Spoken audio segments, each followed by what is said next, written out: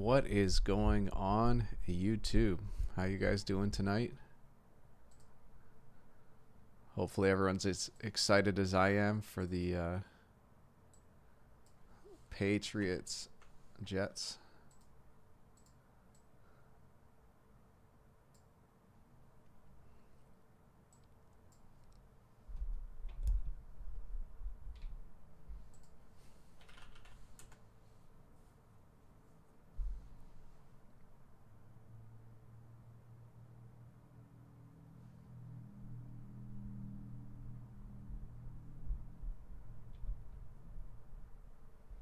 What's going on, Saravuth? You got them at 11? That's awesome.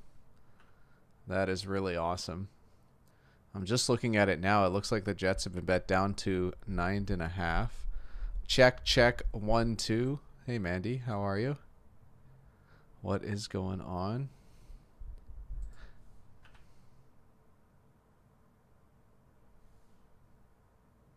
If you got them at 11, Saravuth, definitely. That's nice. It looks like just under an hour ago they went from 10-point underdogs to 9.5. It looks like at Pinnacle, which is the book that I use, I was never able to get it at 11, so kudos to you. I'd say 1 unit. There's not a lot of strong market factors either way. It's actually split quite evenly, but if you can get it at 11, then hell yeah, 1 unit. Why not?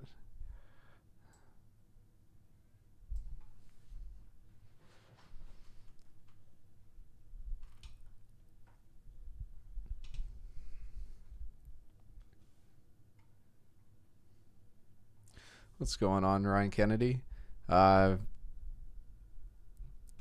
It's hard to say.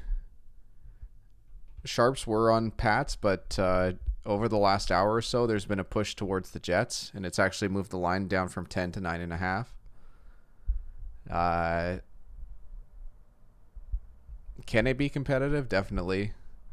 But, Pats are still 9.5, 10-point favorites, so the books have this as a clear Patriots win. But Monday night, this is kind of like the Jets Super Bowl, this game.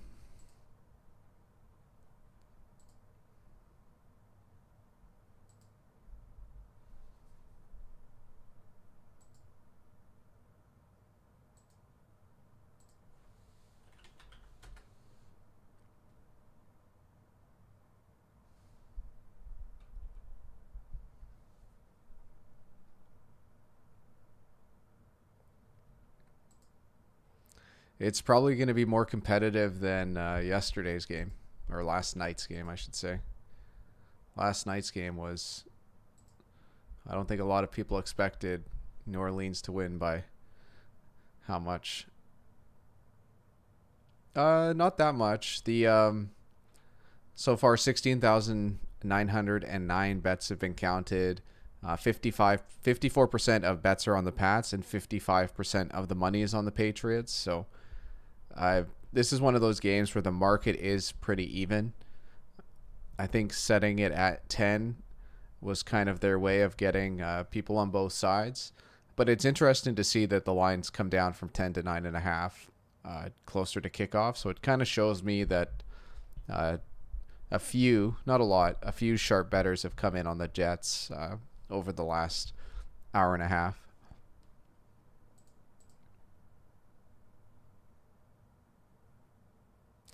Are you ready for some football? What's going on, Mickey? How are you doing tonight, Mickey? I am ready for some football. The fat guy's in the building, too. Hey, West Virginia Mountaineers, I love that. New mic working? It is working. There we go. There we go. I feel like you're a little bit quiet, though. I can ramp it up. No problem. There we go. Yeah, that sounds better. Oh, we've got Booger McFarland, Randy Moss, and Steve Young dancing in Flacco equals elite. No, I'm not going to go that far. Anymore.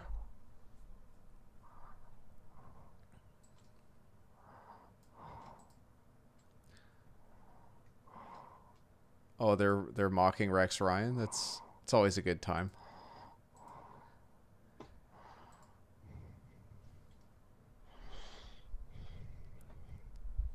I feel like a lot of people mock Rex Ryan. I don't know how many people mock Rex Ryan to his face.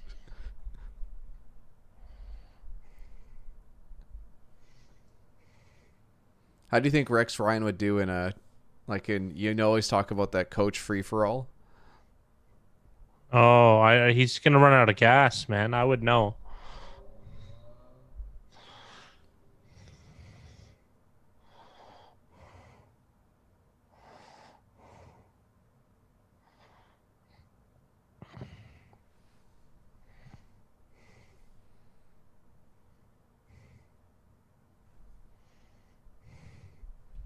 Fat guy, what do you think about this game? The line got up to 10, but it came down to 9.5 over the last hour. Well, that means the resistance point was 10, so that means there probably isn't much meat on the bone. I got to be honest here. It's a decent stay away here, I think, at least. It's a well, Saravuth came in early and said that he has the opportunity, or he got them at 11, and I said at 11 I like the Jets. I think that's a winner. He think got so, Jets too. at 11. Yeah, I think that's a win. Mickey thinks Belichick would cheat. He'd bring in a shank or something. yeah, a shiv, a prison shiv. Yeah, probably. And then Josh Allen says, "So you guys looking for anything particular tonight? The only strong point I see is that the Jets will have 3 of their starting wide receivers for the first time." Yeah, and Joe Flacco, like it's not. I don't know. This game is going to be about establishing the line of scrimmage. Really, I agree with that. Whoever wins the line of scrimmage on both sides is gonna win this game. And I have a lot more faith in the Patriots winning the line of scrimmage.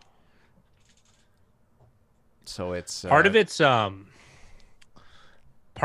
like I think. Oh God, these comments are so funny. Part of it, I think the vanilla defense of the Patriots should be able to put some serious damage on Flacco, though. I think he is, Mickey, just a little bit, honestly. It turns out that Chicky and Pete shout out a couple streams ago has really gone to Untouchable's head. Subliminal messaging, right? Oh yeah. Krabby fries it. But then I found out it's just Old Bay and fries. I would still be down with that, though. I got to be real. Old Bay is a great spice. It really is. That's a Baltimore spice, isn't it? It's possible for New England to blow out the Jets, but I don't think it's likely. It's like the Pats to win by 7 to 10 points is what's most likely. Oh, Kevin Ray coming and dropping in the hammer.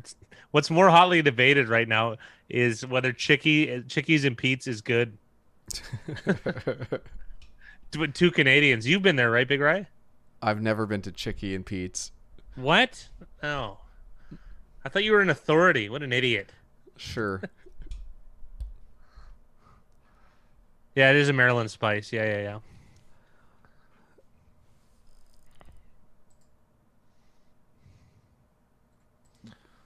Mickey, you have any thoughts on the over-under for this game? He got 11 points. 11's a win. That's just a win. Jameson Griffin, right on. What's going on, Jameson? Jameson, of course, competing in our fantasy league. Old Bay is MD Spice. Maryland. Okay. But you're minutes behind. I realized I didn't start 2 receivers in one league. What a joke. That's not good. I still almost won. It's that stupid app, man. I can't when I save it, it doesn't save. So Millions of people have the same problem.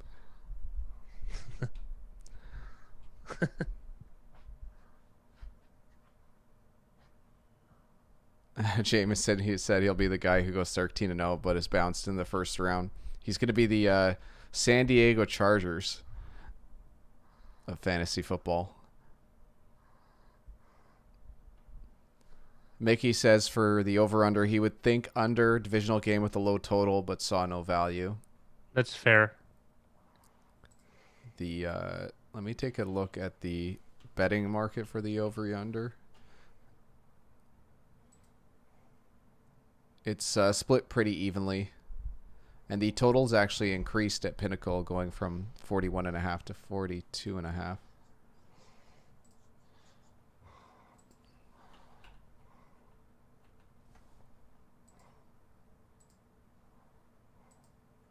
So, split pretty evenly.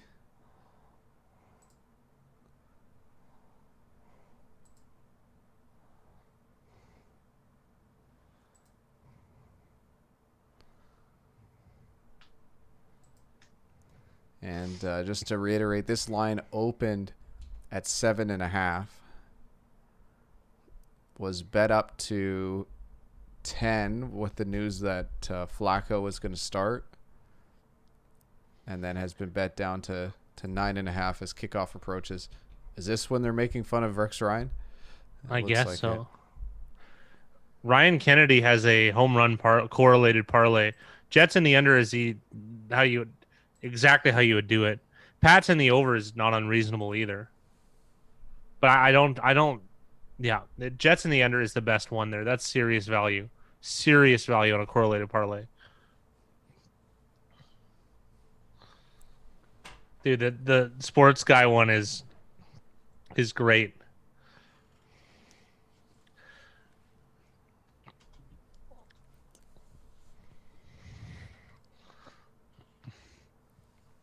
Appreciate it, Sarah Booth. You have a good night. Enjoy the game. See you next week. Josh Allen really liked the Cards yesterday. They didn't pull through. Miami, he thinks, can easily pull off 3 more wins before Kansas City. I'd like Miami to win the division. I got a new mic, guys, courtesy of Big Rye. I picked it up from his place, so hopefully this office will come to fruition so you won't have to see all this hoarder boxes everywhere. I actually think there's an option in Zoom where you can give yourself a cool background. Oh, I think there is. Even Give without it a chance. a green screen.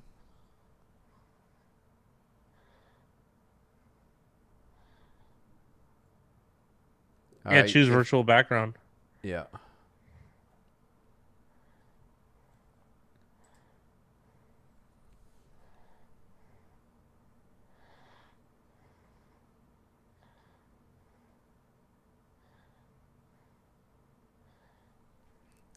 How's that citizenship coming?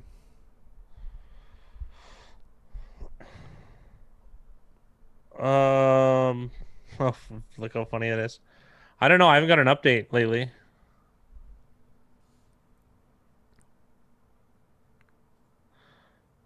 I think I got to download one for Zoom. I'm gonna look right now. Jameson, there is a $100 prize for winning all of fantasy. But how it's going to work is there's 2 leagues. There's 2 separate leagues for fantasy, and 8 teams from each league are going to make their playoffs. You have to win 1 playoff game, so then there's going to be 4 teams from each side, and those 4 teams from each side are going to get combined into a playoff fantasy league. So we're going to do, if you make that final 8, and in that final 8 you have you come first in the playoff league, then you'll win that $100 prize. Oh, you do need a green screen, Big Rye. I don't think you do. It's just more effective. Oh, I'm just looking online. That's what it says on Zoom. So, did you try changing one of the backgrounds? Yeah, it won't let you. On Zoom.com, Zoom.us, it says that. A solid color video background is required. Green is preferred. Okay. I was thinking there are other options for you. You could turn your desk around so it faces the wall. I can't do that. There's no room. Like I have to get rid of all this shit. I'll just have it ready for next week. Josh Allen said, "Do you think Carolina ran CMC too hard yesterday? His status is in doubt again." I don't think they did. It's just out of all the players in the league, he's going to be one of the guys that's most likely to get injured. And he's been pretty durable up to this point, but like just with how much he touches the ball, his size, and how many hits he has to take, it's tough. And I don't think his status is in doubt. I just think that they're probably going to limit him in practice, and he's still going to play and get his touches.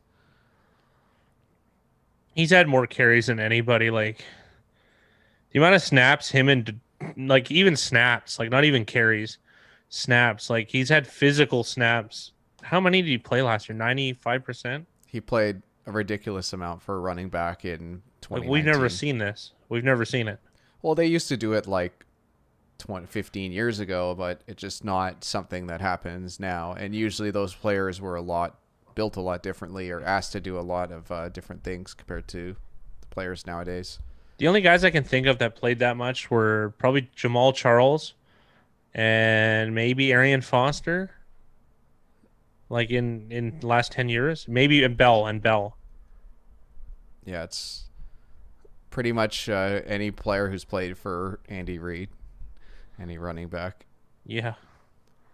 The Untouchables talking fantasy, do you think he can get away with this trade? Shark and Jonathan Taylor for Miles Sanders. It's not, I mean, that's not for me. I'd rather have Miles Sanders, but I wouldn't, I don't think it's super unreasonable, right? I just don't know how much value Shark has with Jake Luton, despite opening the game with like a 70-yard touchdown.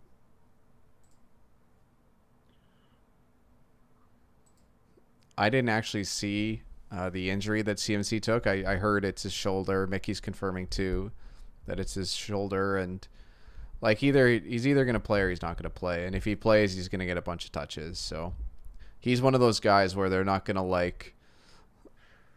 have him in the roster and then not play him. That's just they'll not play him full force. You mean? Yeah, like either he's playing or he's not. They even were hinting at giving him like a reduced role coming back this week, and like it definitely wasn't a reduced role.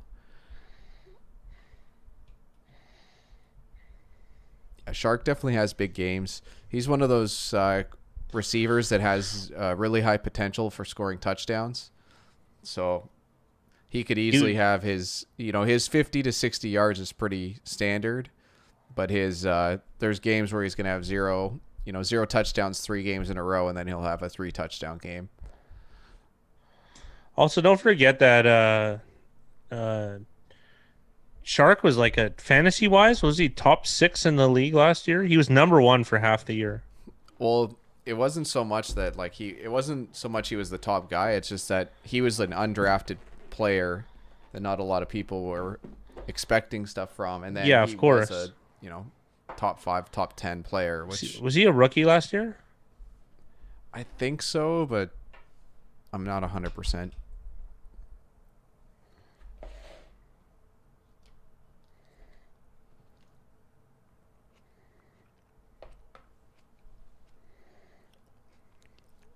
DTF is in chat for some trash talk. He is he?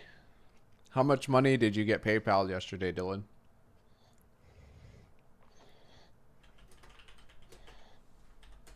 I give that a 0 out of 6 eyebrows. Shark was drafted 2018, so it's actually this is his third season.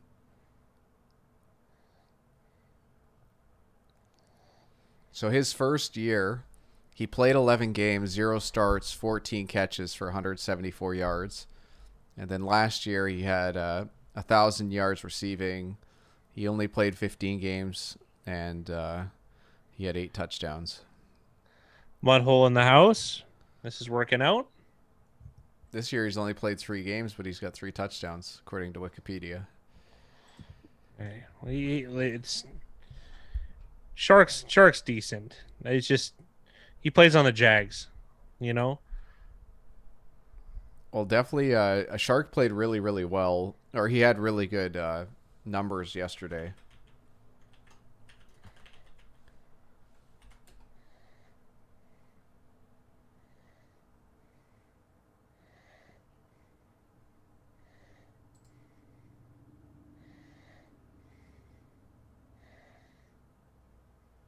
Yeah, he's played way more than 3 games this year, so I'm not sure what Wikipedia is talking about.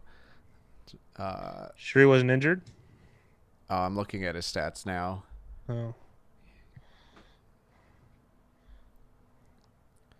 He's actually been quite disappointing, but that's more to be considered with the status of Jacksonville's offense than more DJ Shark.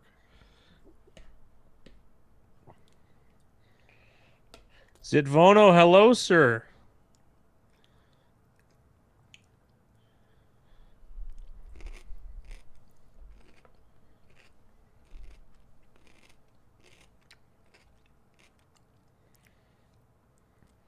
Today was crazy. I'm gonna check my stock right now. Thank you, Zitvono. Mine's in the TSX though, Canadian. So Today was crazy. It spiked. It went up like 5% today, at least like the overall market did, and then it came down to, I don't know, 2.5-3% depending on whatever. That's still insane. it. It was very crazy.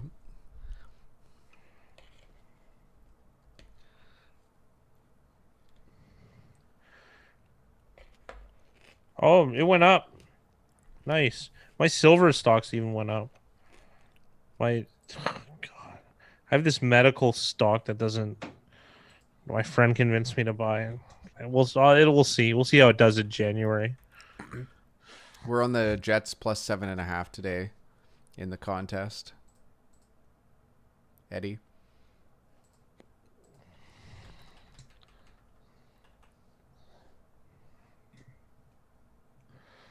How's my voice sound? Is it too loud or is it coming through nice? It's coming through really good. I like this. This mic's rad.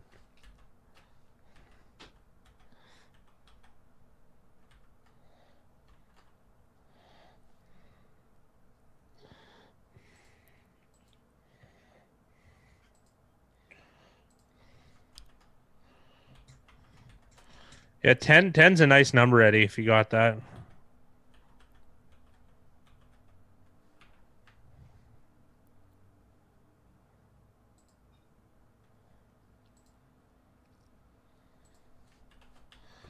Dylan Toddfield, here we go.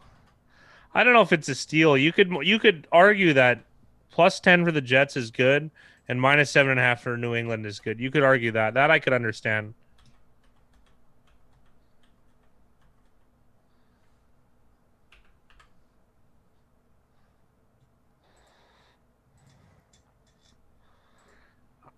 I would imagine, Mickey, that makes the most sense.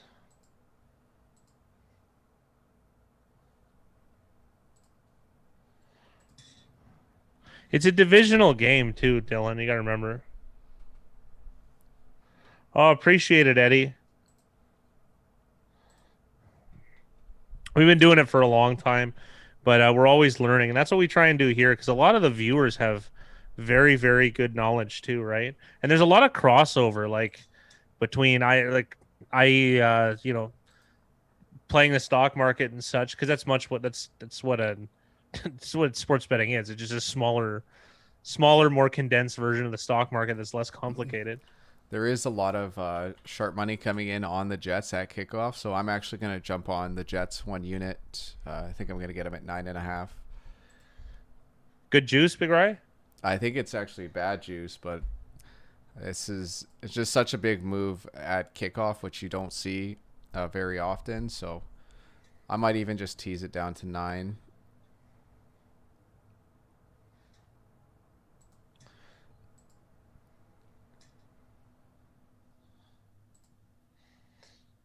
Even at 9, it's minus 109. So I'm just going to go 9.5 at minus 113. Oh, now the odds are up to minus 117.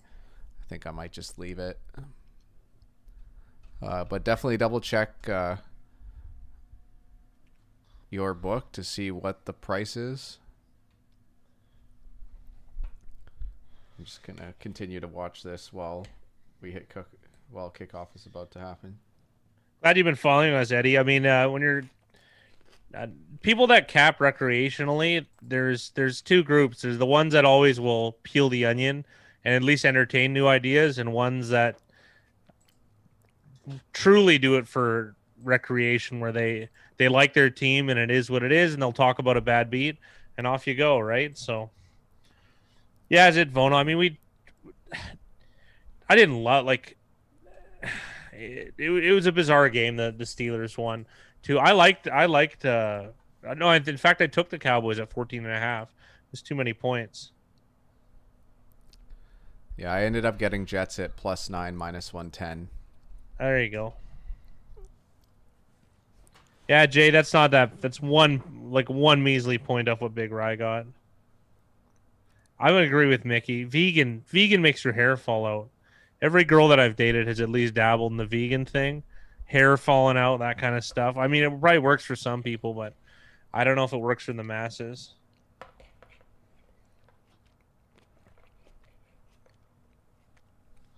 Well, I'm glad we could help, Eddie. It's just we have a different outlook, right? Because we think football is, and any sport, it's you're betting on a big thing, right? Not one game is in like games aren't really individual. They're just iterations of our other things. Zitvono, Jets 9. No, there's one extra digit, Zitvono.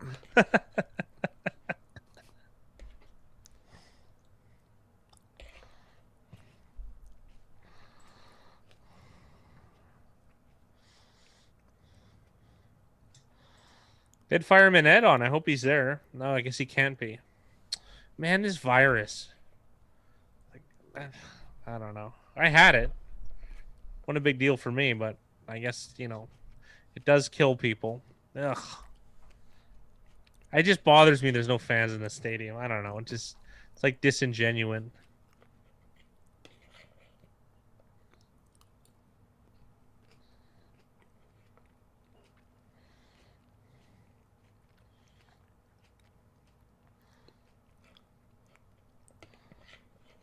Oh, touting. Well, Eddie, glad you point that out. We try and be transparent. Touting is brutal, because it's just people selling lies. So it's because you can't sell picks and be profitable. It's almost impossible. The model would have to be perfect. And the other thing too is even when you sell a pick, there's more that goes into it because there's risk and bankroll management. And you can be an excellent handicapper, like top of the line, but if you have poor bankroll management, then it doesn't even matter. It's a moot point. The variance will catch you and you'll be broke. So it's just there's so many things that go into it. It's the thing I love about it though is something you have to learn yourself more or less. And you take pieces from other things. Me and Big Rye even have fundamental disagreements, which is good, right? But usually everyone kind of feels, gets in the same rhythm of understanding price, understanding risk, that type of thing. So it's I don't know. I kind of like it. There's a lot of corollaries to life, more or less, between betting sports and living life. I find it very, very interesting. That's why we have this channel. So, so Jay lost a little bit of juice on the Jets, which is annoying. I hope that they. Good evening, Indy. I hope they don't close any schools. That'd be great. But I mean, whatever.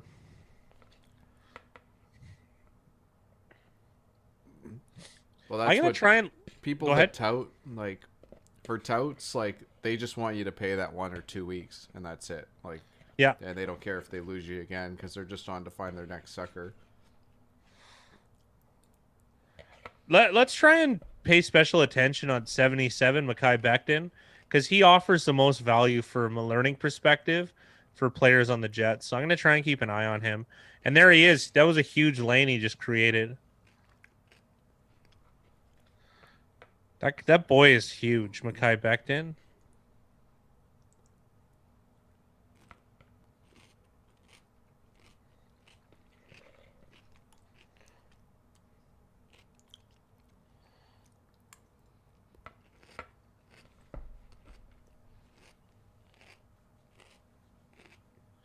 Yeah, Becton's going to be probably the main focus for me on the Jets offense.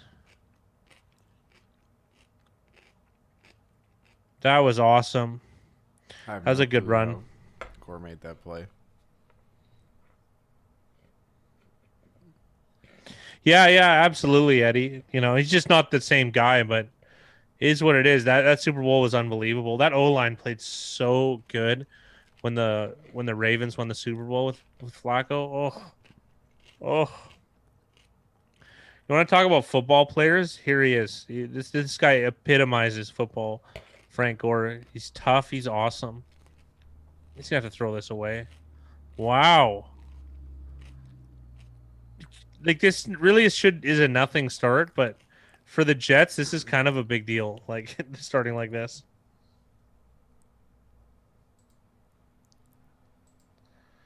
I don't think anyone took Jets money line, Dylan.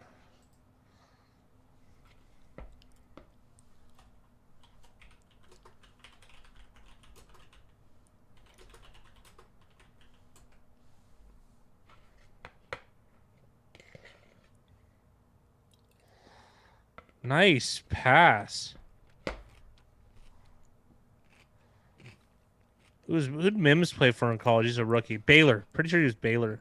Second round pick by the Jets.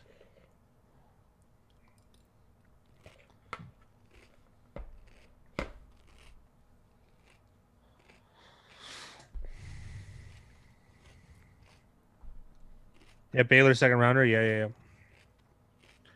It's just got to be the best. Is this the best wide receiver class ever? Maybe. You know, it's early. It's been a very strong start for the rookie I receiver mean, class. it's unreal. It's Who's been the and best rookie receiver? I might go T. Higgins of all guys. Oh, Justin Jefferson. Judy's been good. Ruggs has been probably the slowest to start, I would say.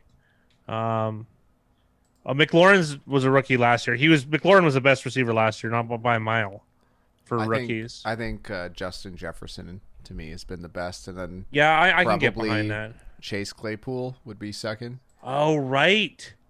Forgot about that. Yeah, but I think Rieger's 7-8 down there. You know, there's so many guys. Even CeeDee Lamb has been reasonable, you know? Yeah, Rieger's been hurt. Exactly, that too. Mims is way down the list too. Who's the first receiver taken? Was Ruggs? To me, Justin Jefferson's been the best. And then there's CeeDee Lamb, T. Higgins, Jerry Jeudy, Chase Claypool, Brandon Ayuk, Denzel Mims. Ayuk too. Wow. Laviska Shenault, Jalen Reagor, who's barely played, Henry Ruggs the third. Another key third down. It looks like they picked up the first down. Converted it. Michael Pittman, who hasn't played all the games yet. Tyron Johnson, Bryan Edwards, who looks strong for Vegas. Devin Duvernay from Baltimore. The rest of this list, it's a stretch. But all of those guys, like Justin Jefferson's averaging 78 yards a game, and he's had 3 touchdowns. That's pretty impressive. Yeah, 3 touchdowns was one game, though, wasn't it? Or 2? I'm not sure, but it's still, like, if he keeps this up, he's going to have 1,200 yards and 6 touchdowns. That's a very Pro Bowl strong year, actually. Yeah, that's a very strong rookie receiver. We'll make the Pro Bowl with that this year. There's no receivers that are blowing the hair back, really. Like, it's really just been Hopkins, I would say. And then also, like, I'm sure there's other receivers that would be better with better quarterbacks, but like CeeDee Lamb had an excellent start. I think CeeDee Lamb has been a good rookie receiver.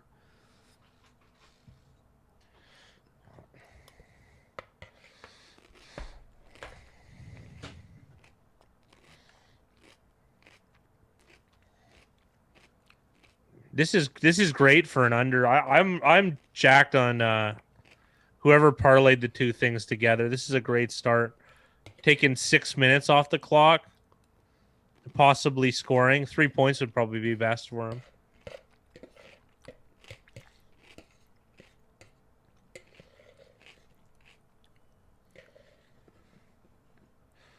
Yeah, it totally is.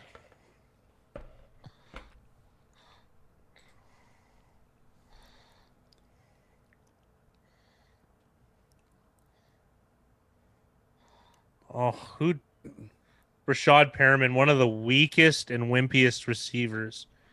He missed a whole year with a bruised shin. I'm sorry. That throw was fine though. Oh, he was so catchable. And this is great for the under this drive. Sergio Castillo. I thought that was going to get blocked. 3-0 Jets. Wow.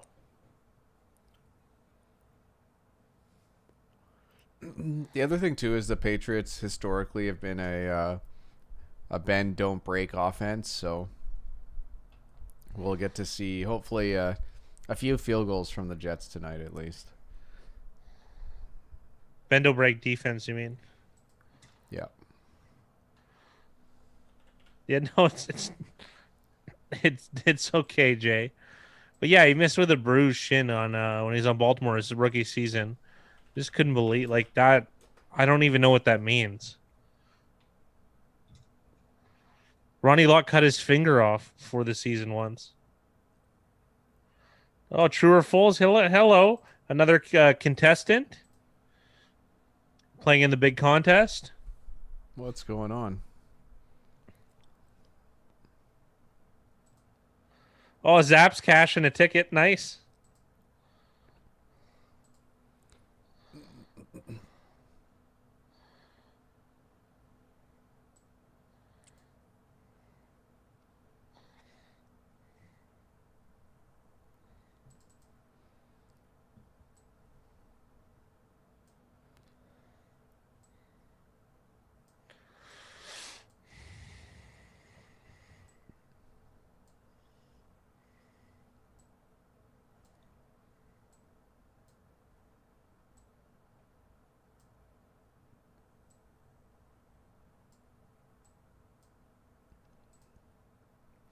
I don't think it's a sad face. I think it's a maturity thing there. That's great.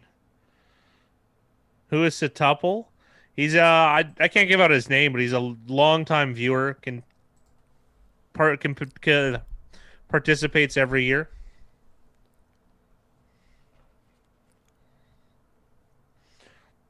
Yeah, you got to be pretty active, Eddie. The best times is more or less on Sunday night, right when the lines come out. And it's good to have multiple books so you can kind of price shop, and also at the start of right before the game starts. Do I know who we picked this game? I mean, yeah, I can find out for you. I've updated the thing. So true or false? If New England covers 7.5, you've won. Oh, so and who is Satuple has Jets? Mm-hmm. So the contest is riding on this game, eh? That's great. Now that's even better too.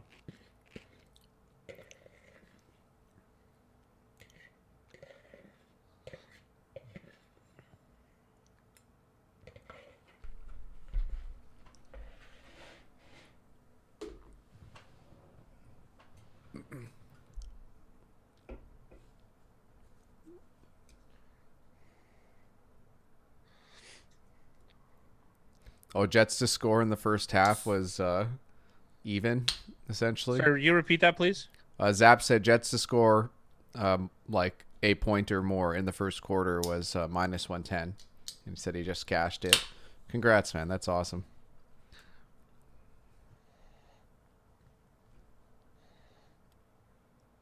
This is the most I've ever rooted for the Bats. Yeah. I think that goes with a lot of people who usually join our chats. This is awesome football. I love this. They took way too long to blow that whistle, but it's great. That was awesome. I think we're gonna have an ugly game here, which is by ugly I mean a game that is built for me. Well, it's like we talked about before the game. It's whoever wins the line of scrimmage. So let's see who does it. Good start from the Jets, to be real. Untouchable calling his shot here. Smells a turnover.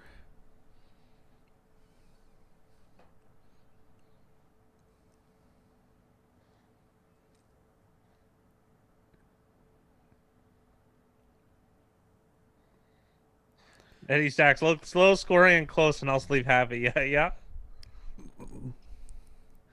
Well, it's kind of funny because if you change like field goals for touchdowns in this game, like if Brady was playing for the Pats, like Pats would probably be 21-point favorites.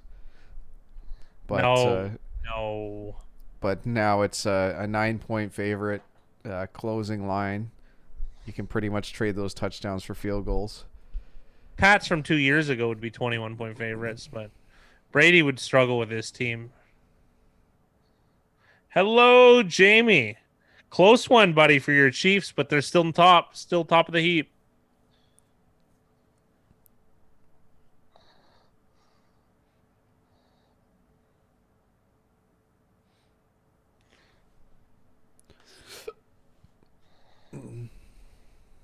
Yeah, Eddie said they won 33-0 last year in their first meeting.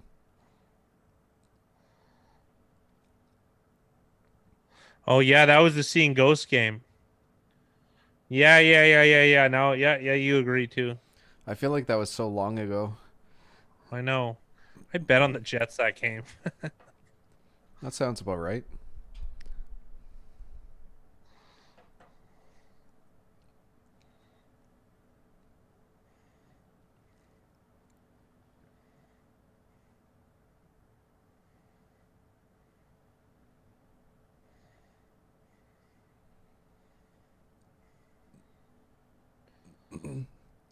That's the game Belichick was trolling Gase. Yeah, and they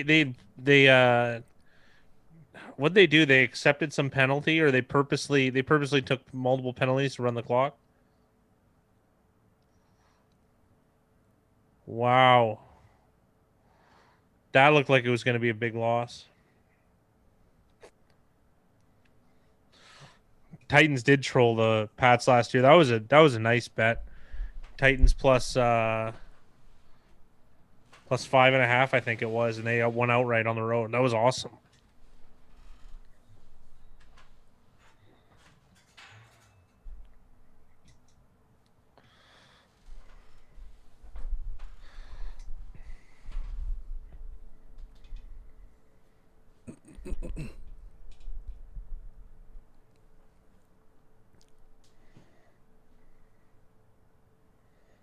Nice play.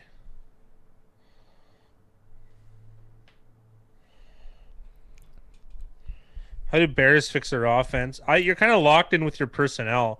You know what would actually be the best thing I think for the Bears?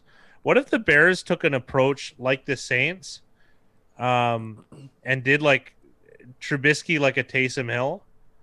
Do you think that's possible, Big Rye? Well, I think the biggest thing for the Bears is improved offensive line play. I think it doesn't really matter who they got a quarterback with, how their offensive line is played. And like everyone, there's been a lot of like fan jokes about David Montgomery and how little success he's getting like 2 yards a carry. Yeah, and I'm not saying that he's like gangbusters or anything, or like a really good player, but like if you're averaging 2 yards a carry, that's usually an entire offensive line, entire offense thing. That's not really a running back thing. Yeah. No, it's part and parcel. I think he's not decisive enough to the whole, but I mean, it's still what you said. It's everything encompassed. And the other thing too, like he was the most elusive college running back I think ever, like for missed tackles in the open field. And then like he can't even. Wow, this might be a touchdown. Unreal. It's hard not to like Rodgers. Rodgers is such a good player. Yeah. Drafting Mahomes definitely would have helped. I think like as fans of football, I think we're super lucky that Andy Reid and Mahomes managed to get on the same team. That's a rushing touchdown from Cam Newton. Right on.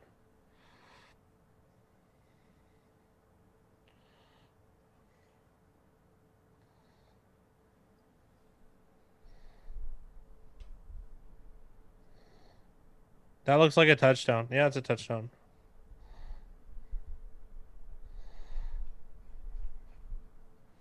The Bears.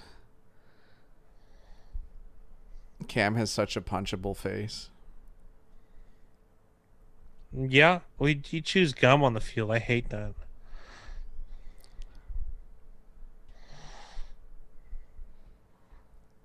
Oh, we got a doink. Was that a double doink?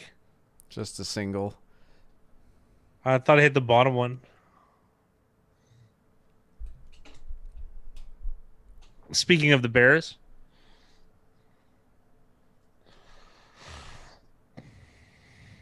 don't say double doink. Yeah, exactly. Who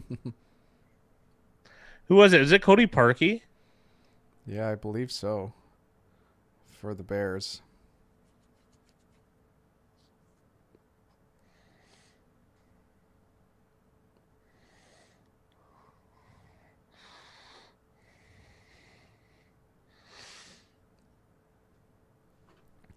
Oh, and it was Cody Parkey Parkey against his former team. He was drafted by the Eagles, I believe. by the Eagles, or he started his rookie season with them. Yeah, the a little known fact that when Cody Parkey came into the league, the Fat Guy and I actually made a pretty heavy bet on him to lead the league in scoring, and that was when Chip Kelly had just entered the league. So we kind of had the idea that he was going to have the most opportunity, and we were really, really close for the odds. 2 points.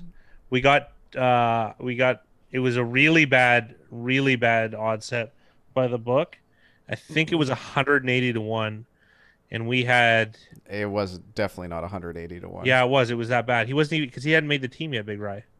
No, there's no way we bet it at 180 to 1. I'm telling you, that's what it was. And there's no way we would have picked him if he wasn't on the team yet. It was him competing with another guy, and then I think this was like pre-cam. I think it was like 25 or 30 to 1. No, it wasn't. It was really long odds, and we bet the max. It was only like the max was like $37. It was Ladbrokes, man. Yeah. There's no way it wasn't like 25, 30. It was way longer than that because he hadn't even made the team yet. I guess we got recidivist history over here. Yeah. The whole thing is that we almost won. We almost It won. was very, very close. 2 points. 2 points away. Gostowski led the league in points. They had 2 Eagles kickers on there. That's why it was so odd. And he'd never played, and Chip Kelly had never been a coach, I'm pretty sure. Or was it the year after, or Chip Kelly's second year? I think it was his first year. I think it was his first year, too. It was really long, though. And I remember the most you could bet on was like $37.26 or something. That part sounds right. Yeah. Ladbrokes had really weird. Because it was a prop. Yeah, the nice thing about Ladbrokes is they did offer a lot of different bets, but they would definitely. Well, they probably had one guy putting that out there, right? Yeah. And he probably did very little research. Yeah, because I'm not pretty sure what Mahomes' MVP numbers were at the start of that. It couldn't have been great. I actually thought Mahomes was going to be like a disaster in Kansas City. Yeah, I had Big Rye whiffed on that one. That was just with his arm strength. You've never seen a guy with his arm strength and that accuracy in decision making. It's usually the guy can throw it really hard or really far, and that's about it. But Mahomes he's a very special player.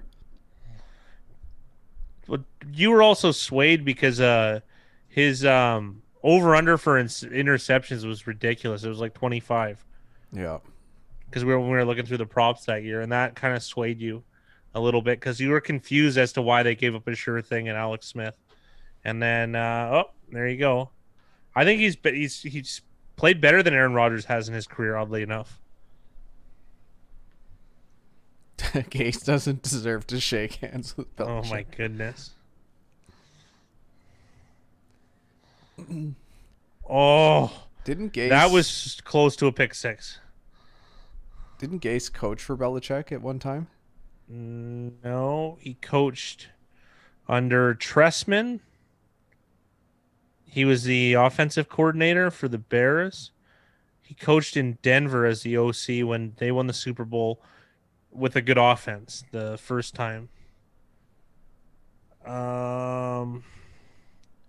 That's all I got. He was a head coach of Miami, obviously.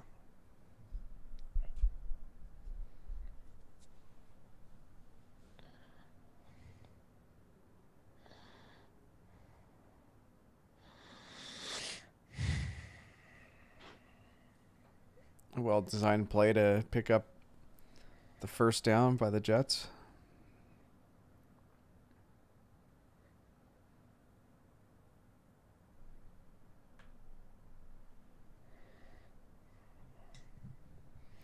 He's got to run. There's a huge difference between playing for the Jets and playing for John Harbaugh's Ravens. Let's put it that way. Yeah. Let's put it mildly. Oh, that linebacker just missed blowing that up. Jets are moving. That was very close by the incoming linebacker. You know what I remember about that bet? Didn't Ladbroke send it back halfway through? Canceled all our futures? Not for that, but they It was the they next did. year? I think it was the next season. That was brutal. Yeah, Ladbrokes. You had to be like a UK citizen to bet Yeah. with them, and they figured it out in like November, so they canceled all of our future bets for that year. It was not a. We were not happy. Let's put it that way. Yeah. I remember calling customer service and they just said sorry. I'm like, that's not how this works. Yeah. Well, I think it was the rules had changed, so it was out of their control. It's not like they could change Yeah, I what guess. they're doing. Like it's just a shitty thing to happen.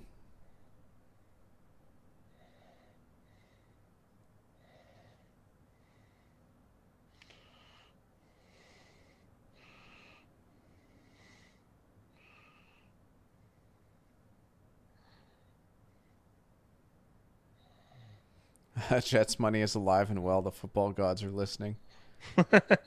Well, Becton's out, which is not a good sign for the Jets long term, like or at least in this game. And I don't know if he's actually out. I'm just watching the broadcast, and he's limping around the sidelines. He's a big boy. He's a backup left tackle, 75. It's hard to see.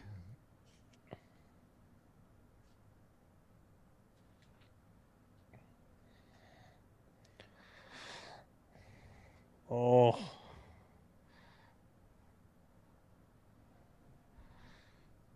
I always like how New England tackles. I always feel like they rip at the ball first when they put it down.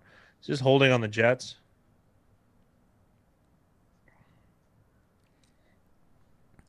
I'm assuming that the Pats are going to decline this, and that we're going to get a punt from the Jets. That makes sense.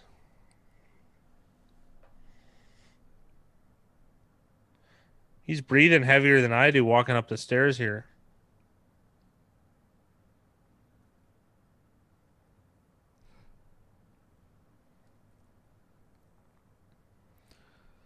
Adoga is the left tackle now.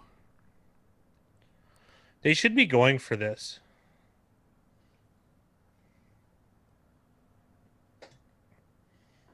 You're not good enough to pass up these spots, I don't think. Well, especially considering if this is a touchback, you're giving up 20 yards. Yeah, like you're getting a net gain of 20.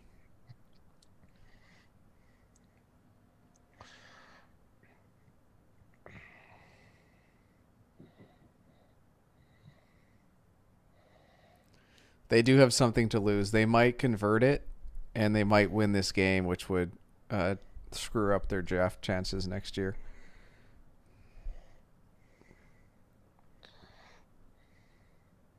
Jake Jacobs confirming that. Oh, you took the Josh Allen future on that? I actually like I actually liked Matt Ryan's odds, even though he was the favorite. I think what was he like 3-1, 4-1. Excuse me. What was the Ugh. price for Josh Allen? Because I got a feeling like he's probably like a 15 or 20 to 1 or even more Yeah, for passing 15 to yards. 20 seems right. I remember Matt Ryan was a favorite, and then Mahomes, which makes sense. 12 to 1 for Allen. That's not the greatest price, but I like your chances a bit better now. It's looking good right now, like for that price. Yeah. I moved offices, let's call it that. So I got a lot of stuff to put away and organize. So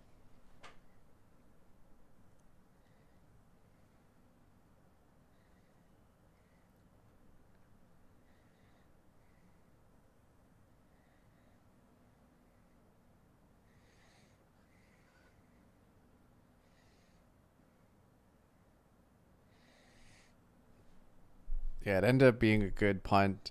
Still doesn't mean it was the right decision though. It's but this is going to be one of those field position games, so good decisions kind of go out the window.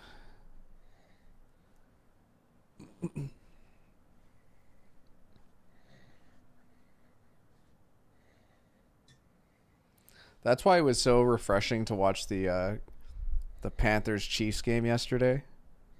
Like the Panthers tried to win that game. Like the Jets are just trying to like play respectable football. But yeah. like Wow. Carolina was trying to win yesterday. They went for it on fourth down on the first drive and ended up getting a touchdown. And then they had a fake punt on the next drive. Like it was like that's the shit you got to do. He's got to be up for. He's got to be in the conversation too for Coach of the Year, Matt Rule. Totally. I think he's surprised a lot of people. I know you I were I, I was high on him from get go, but I mean that's you were that's high just on one the of the things. team, but I was like high on the team. the Yeah, coaching has been better than we expected. yeah.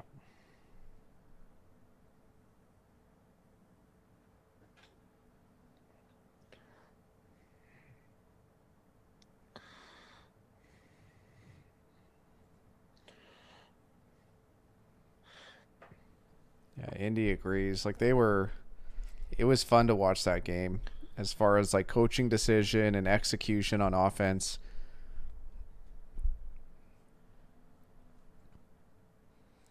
Interesting what Zaps just said. He completely turned that Baylor program around in 3 years, and it's gone to shit now since he's left.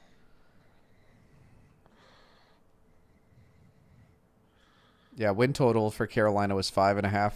Like I said it last stream, one of our friends is a diehard Panthers fan, and like he was thinking that they might not win a game. And like even when the fat guy and I looked at the roster, like There when you are look, bright spots on it though. but when you compare it to other rosters, there's just not like it was really if you're ranking Carolina at like positions, like positionally, like where are their linebackers compared to other teams? Like it was below average for Yeah, most below spots. average. Yeah. But it's not like it's not glaring though. You know what I mean? Well, like Like the it's Jets are glaring. yes. The We Jets are even did. Remember glaring. we did the roster even before the season. Both you and I thought like this roster is garbage, and the coaching has been worse. So like you combo that together, you're 0-8. Yeah. Trying to think who else has a really bad roster. New England doesn't have a good The roster. the Giants. Yeah, I've the Giants have been serviceable. Let's put it. We've taken them a lot, right? Washington is going to be interesting. I really think Texans suck. Yeah. Not to sound like a homer. Is there any values on the Eagles minus 3.5 right now? Even though all the dollars on Philly, I don't think so. We have to give Jay like I like the Eagles if you got it at 3, but like I said in uh, that members only video we did last night, try and wait and hopefully there's some public money on the Giants because there's a possibility the Giants keep like they keep covering and putting up good efforts, right? Because if you look at think of think of the clout they have from the public. They're going to look back on like the Bucks game and go, "Oh, they almost won that one. That was a primetime game, so it has added weight to it. They only lost by 2 points. They were in the lead for a lot of the game. Giants just did they beat Washington this last weekend? Yesterday? Giants won, yeah. Yeah, Giants won. Okay, there's 2 games in a row. Sorry, I wasn't sure if the game was so close, right? Yeah, they did. And then they covered the week before, I believe. So, I mean, in the eyes of bettors, I think they've got a little bit of clout. Well, the other interesting part too is that the Eagles have been the most bet team for sharps. Yeah. The most sharp money compared to public money has been on the Eagles this year. And that's what you're seeing probably right now, because sharp money is usually early, if anything. And a lot of people have been low on the Eagles. They've been low on Carson Wentz. Like the public just doesn't believe in the Eagles. Well, they look bad. They don't pass the eye test. Yeah, and the Giants have been somehow like, I think, teasing people all year that they might not be that bad, but they're definitely not good. No.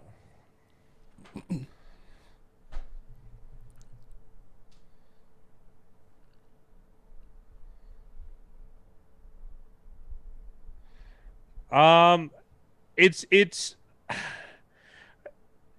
I don't know who's going to come off the COVID list. Even we can't forecast that. It's too difficult.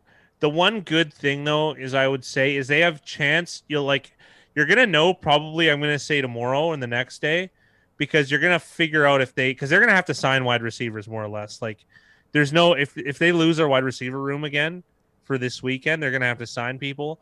I mean, I would say the wide receiver position isn't that big a deal, like in comparison to like losing a lineman or defensive lineman. But for the 49ers, I think there's a little bit more weight because the playbook is a little bit more complicated, I would say.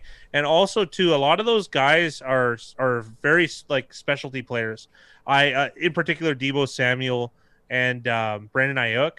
They might not put necessarily gaudy numbers, but a lot of the first downs are designed runs, design screens, design dump offs. They're all it's fluid and nuanced. So I think it does hurt them on the offensive side a bit more.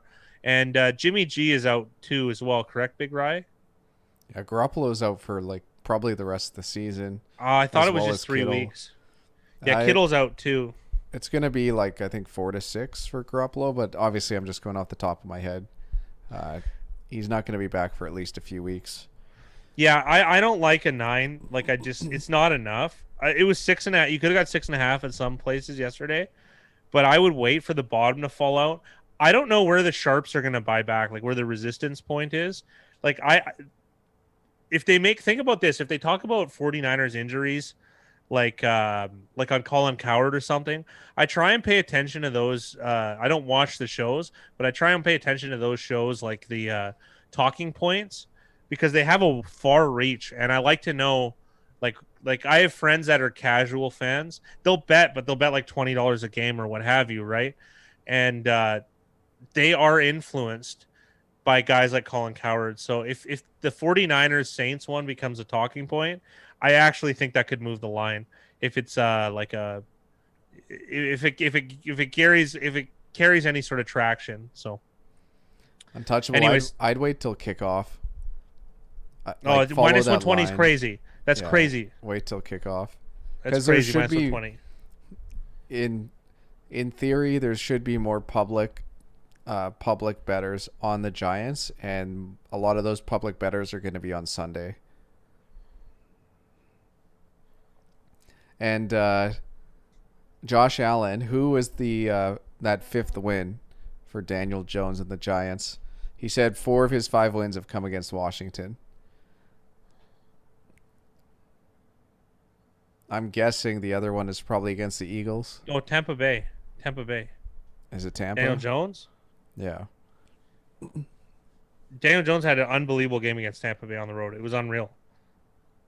He's won more than that, hasn't he? No. 5 games? It was Tampa Bay on a missed field goal. Oh, that game was incredible. That game might have screwed me because I anchored to it, because I was higher on Daniel Jones than I probably should have been after that game because it left too much of an impression than any one game should have. That Well, game there's was a reason why they unbelievable. call him Danny Dimes. Like he really does, like, his arm talent is up there. This is gonna sound crazy, but like arm talent wise, he's made throws that like only him and maybe Mahomes can make. And prime A Rod. Yeah, and it's special, like some of the throws he has, but everything else about his game is Ball bad. security and pocket awareness are garbage. It's bad, But and like those things are gonna come into play. he's one of the most accurate quarterbacks in the league though. That's why like offensive line play for the Giants is very important, more so than other teams. It was a lot. Eddie, you got to be careful when you use language like easiest win. It looked good. You got a good result. But remember, let's simulate that game on a bell curve 1,000 times, right? Like you probably saw one of the, even though it wasn't a blowout by the Ravens necessarily, it was a comfortable win. It was probably like in a few deviations from normal. Like that's a tight game. I sharps were split on that game too. But Well, from a market perspective, that was the strongest play of the week was Indy. So it was the Ravens got the good result, but market wise, it was a very strong play for Indy. my gut didn't like that, to be honest. I think I took Baltimore in the contest, right? Yeah, I did. Oh yeah. Average Joe would have picked Baltimore. Yeah, but think about all the Kansas City wins, Eddie. Like they get rewarded for that for that. You know what I mean? So like the kind of like the Carolina win is almost like a Carolina cover rather is vindication. And Josh, you're completely right about like winning games is obviously most important, but a guy like you got to see this a lot is like the prototypical like 6'5", 6'6" quarterback with a big arm is always going to get more opportunity than a guy that's like Russell Wilson size. That's just coaches get enamored with like if a coach could coach Daniel Jones to do the easy things, like no coach can teach a guy to throw a ball 50 yards. It's kind of like basketball. You can't teach a guy to be 7 feet tall. You either are or you aren't. And that's the benefit that a guy like Daniel Jones is going to get compared to other players. And then Ryan Johnson asked, why isn't Cam running himself? He will get running attempts. Like it's going to happen. That's just not, they're not going to line up Cam and run him 40 times. You know what, another thing about Daniel Jones, remember the preseason? It was he threw just on the rope passes. Yep. He was 5 for 5 that one drive with a touchdown in that one drive he played in his first preseason game, and it was just unbelievable. And I think maybe that helped to my anchoring of him.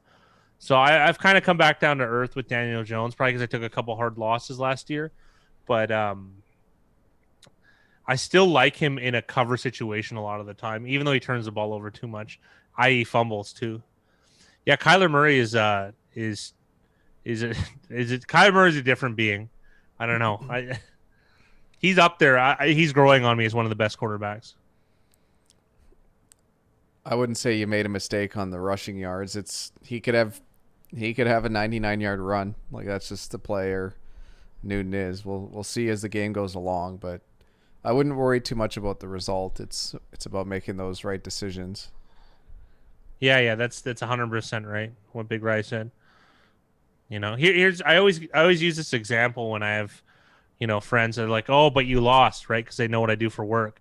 And I go, okay, let's roll a dice. You get one, I get every other number. If one comes up, did I make a bad bet? No, I didn't. You know what I mean? Assuming you get it at even money.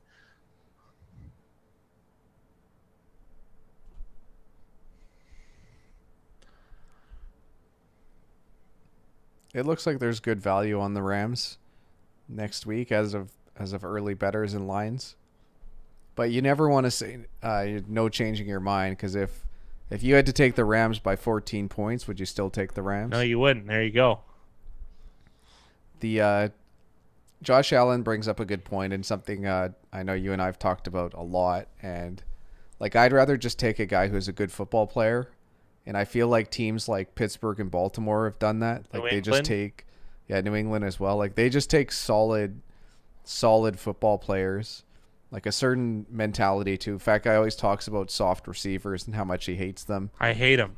And like, there's a ton of talent. Like there's a ton of talent that comes into the NFL, and not all Not the even talent guys succeeds. drafted. There's 500 guys, eligible guys a year. Yeah. What, 200 and whatever are drafted. 264 or whatever. There's 500 guys in total that are talented, right? So it's the sifting through them with certain talent. Pittsburgh's my favorite, I would say, because I don't like Pittsburgh. Wow.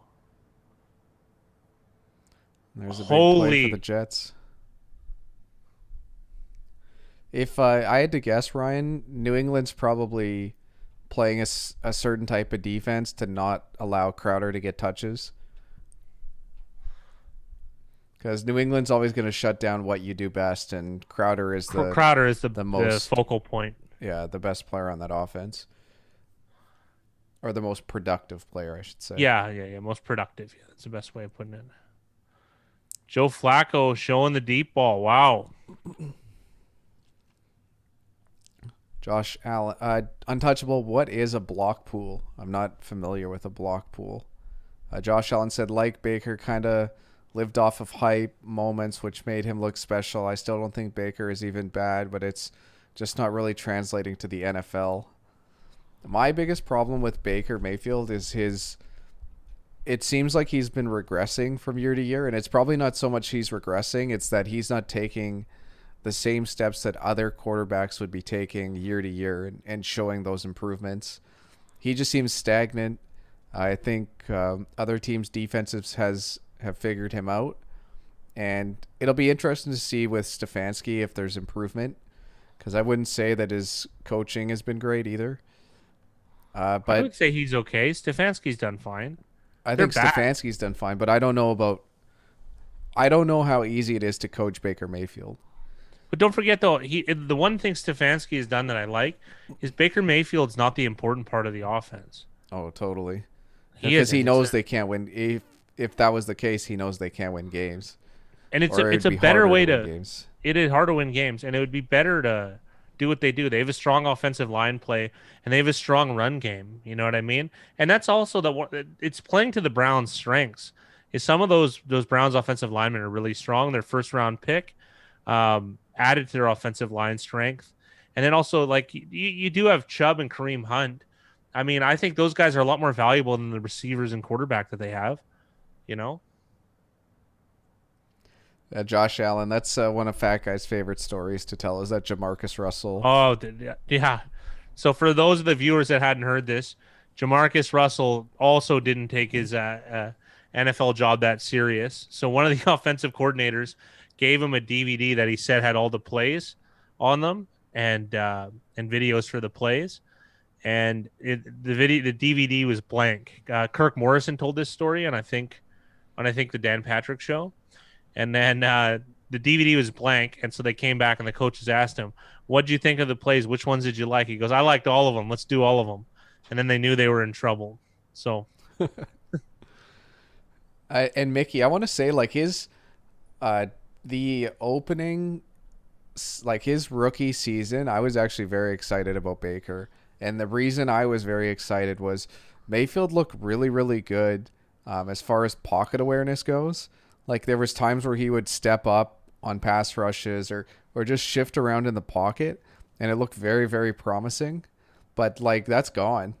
Like, I remember last year he would just, like, he had this tendency to, like, run to his left. Roll out. Yeah. And, like, when he would roll out, he wasn't successful. He was he can't throw on the run either. Yeah, he was a very strong pocket passer.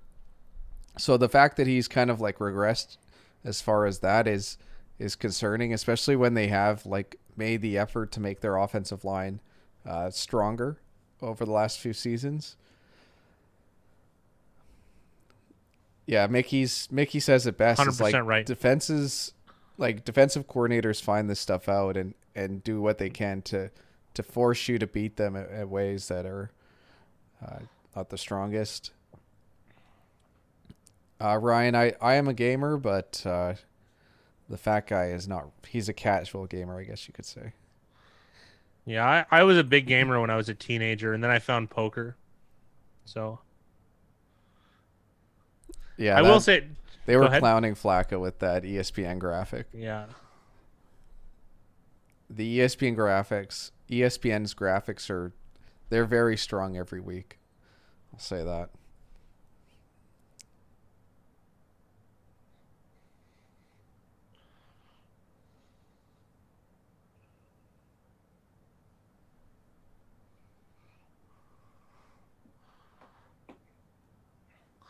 Burkhead is so interesting. Like he gets paid a lot of money to play weird at weird intervals for the New England Patriots.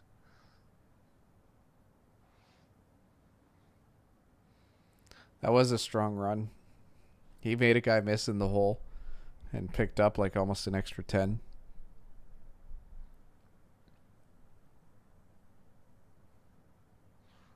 Oh, I haven't looked, Mickey. I'll find out. Don't worry.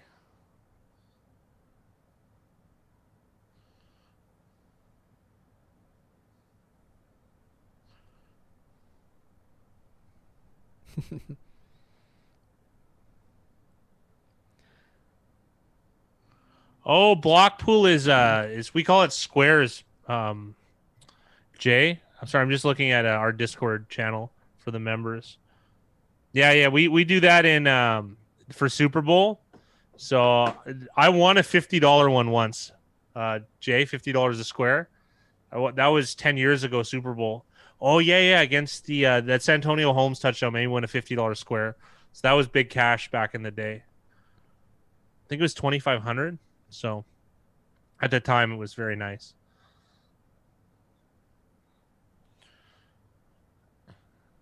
It's a zero EV thing, so Big Rye is not interested in anything that's zero EV. That's the lowest I'll go, though. I'll be honest. That looks like a fumble, and there's a chance that it's recovered. No, it's by the Pats. Oh yeah, absolutely, Indy. Those are all tough guys. Yeah, Woodhead might be my favorite. I got to be real out of all of them. Harris looked like Edelman's he was paid the down. price though. The real interesting thing about the Patriots roster over the last at least couple years, I can't speak to it over the last 20, because obviously I wasn't following it as closely 20 years ago. They tend to make up their teams with like veterans that are kind of like cast off with their other teams. So they wait till guys are off their rookie deals, and they have to pay them a slightly more than rookies. But like bringing in a guy like Rex Burkhead, who's already been coached up and trained, is much different than bringing in, the third best running back on Clemson to try to teach him. Like that's just the way Renfro. That's just the way the Pats have gone. I'm definitely square in certain aspects of life. Yeah. No. Pile on. You have no idea. Yeah. And there is an inefficiency in the market because there is so much incentive for NFL teams to have players on rookie deals, because you just can't beat a rookie deal. Like there's no way around it. Like paying Kyler Murray whatever he's getting paid is still better than paying Russell Wilson whatever he's getting paid. Russell Wilson's definitely the better player, but for what they're getting paid, it's just there's a huge inefficiency there. That's not even a good example, I would say. You could say like because Lamar Jackson's a 32nd overall, right? Like there's your guy. That's about as good as it gets, right? Yeah, well, Russell Wilson was a 3rd round pick. Yeah, that's the best pick since Tom Brady. Jets have the lead in the ball. So hello. Did the Jets fall on that? Wow. It was 4th down anyways. It doesn't matter. Oh, it was? Yeah. I'm not sure why Cam Newton handed that ball off, but It's just bad decision making. Like, you can coach up all you want. Like, that's just a bad decision on Newton's part. Um,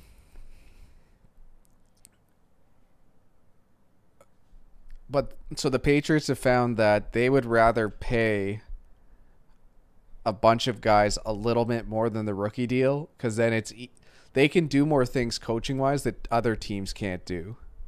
So, like, you're bringing in fifth, sixth, seventh round rookies to be starters on teams, or guys that play significant snaps or playing special teams, versus the guy that's got 5 years of NFL experience and gets paid slightly more. So they found that there's more value in getting slightly overpaid guys that might be average, but they can do more things than other players that are on their rookie deals or not as experienced. They're also I always had this theory about New England that the majority of their scouting is done to pick up the players years down the road, if that makes any sense. Like, I bet you they do a lot of psychological scouting to try and that they probably call back on to capitalize. Like, just with what he said, guys that haven't really worked out and don't get their rookie deal renewed and hit the open market that way, right? Or they can trade for them and re-sign them on their last year of their rookie deal, and like you said, just slightly pay more. Because veteran minimum isn't that much above a rookie deal on your first veteran contract.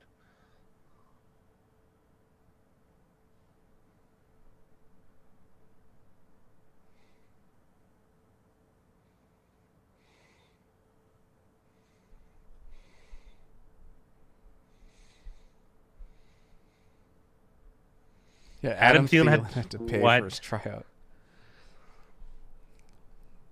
Yeah, because he was a local native.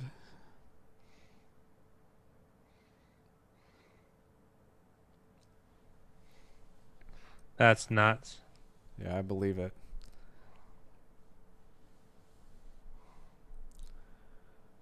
I want to know why an NFL team has people off the street paying them to come try out. Like, that's what I want to know. Considering, like, Adam Thielen is one of the only people who has turned into, like, obviously he's a star, but like, He's not your wow. They are whistling late. Holy.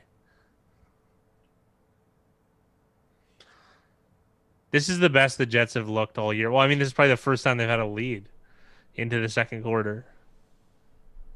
Oh, Denver. They could have won that Denver game, but they blew it so badly.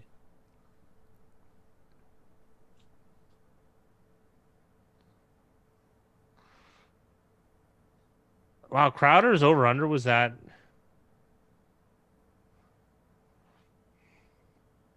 Wasn't Vince Papale the guy who made the Eagles or whatever? Way back in the 70s. I think Mark Wahlberg did a movie about him or something. yeah. I never seen that movie. Eddie said something that I said at the start of this, is that this might be the Jets Super Bowl, like them playing on Monday night against the Patriots. If they're going to win one game this year, this might be it. Yeah, off the street. Oh, this guy's an athlete, though, Vince Papale. He had... Good for him.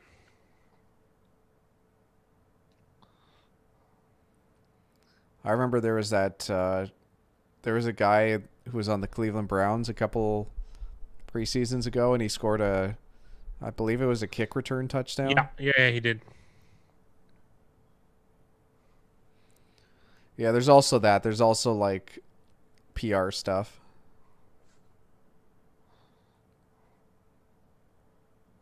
I know my grandfather went to try out for our local sports team, football team, probably like whatever, 60, 70 years ago, and that would have been probably for him a little bit of a PR stunt, let's put it that way. Yeah, well, him in particular in PR stunts. Yeah, exactly.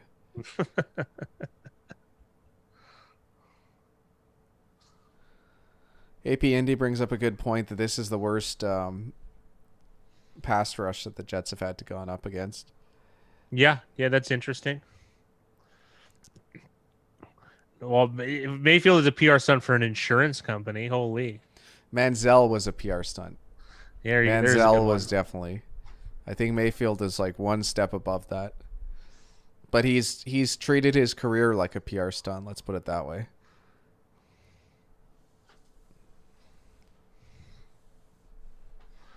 Man, Jets are driving.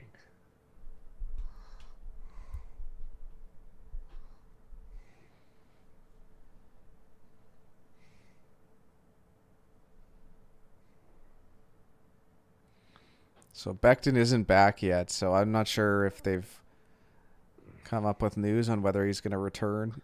The Probably Pats are doubtful. trying to confuse up front here at 3rd and 8. They bring 5.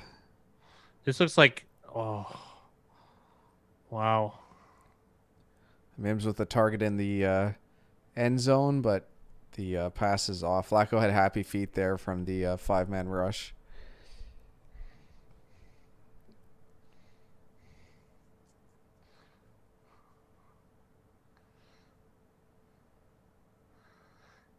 Pretty good, I would imagine, Mickey. You got to calm the nerves.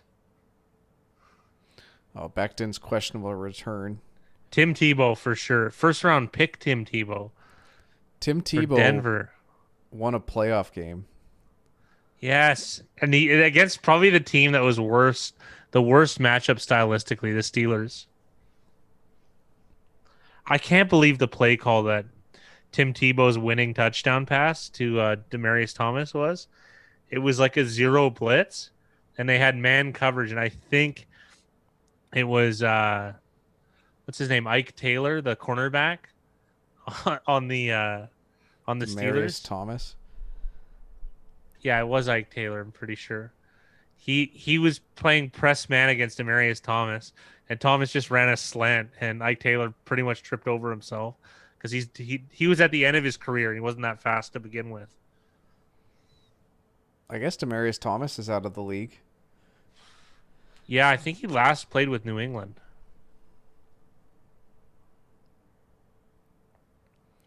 I was pretty surprised that Des Bryant is back in the league. It didn't look like it helped the Ravens against Indy. Did he play any snaps? Like I caught did. very little of that game. I don't know how much he played, but he did play. Antonio Brown played like 78% of the snaps for Tampa, which was kind of surprising. And Bruce Arians was very critical of Tom Brady today, saying that Mike Evans was open. He just never got any looks. It was Ike Taylor, by the way, who got beat. It's the first thing I just typed it in. It's on his Wikipedia page, like real sweet. On Ike Taylor's Wikipedia? He was way faster than I thought. I thought he was a 4.5 guy. It said he ran a 4.18 in his pro day. Who knows though? Who knows? 4.18? That would make him one of the fastest players there. That's not Ike what my Taylor? eyes saw on the field. Yeah, exactly. Ike Taylor didn't run a 4.18. That's for what sure. they claim he ran in his pro day on his wiki page. I'm looking at it right now. Yeah, and I was I think 6 feet tall for that one basketball tournament. yeah, I think exactly. Exactly. It also says he's 6'2". I'm not buying either of those two things.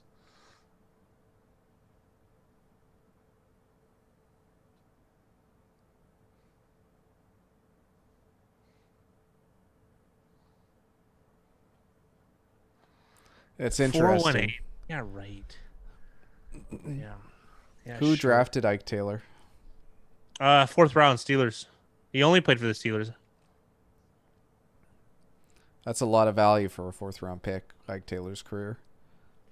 Yeah, they called it the worst pick in in Steelers history. Some writer said. Ike Taylor in the 4th round? Yeah, but that was Get right outta when he got here. picked at the time of the selection. Whatever. Mark Madden. Oh. Yeah. He also wrote for Pro Wrestling Torch, so I don't know how much credibility he has. Maybe it was kayfabe. Who knows? AP Indy said how many parlays yesterday were tied to Tampa Bay money line? Oh, that's the thing. We have a friend, Indy, best handicapper I know of any sport. Handicaps MMA very, very, very well. He's one short for like 3,000 every. He'll do 10 parlays, and one or two of them will be one short for thousands of dollars from like $2 bets. And he doesn't seem perturbed by it. I never get it. And then we keep telling him, why don't you just bet all of them individually? You do very well. Nah. He'd rather bet $2 and get the enjoyment, I guess. I don't know. Parlays are unbelievable moneymakers for the book. It must be weird for the Jets kicker not to give his 2 cents after every play. Something I miss about the XFL. That was the greatest. I liked when the guy with the Xbox controller was like reviewing everything. Yeah, that was interesting. You got to watch it at least. I thought the XFL was interesting.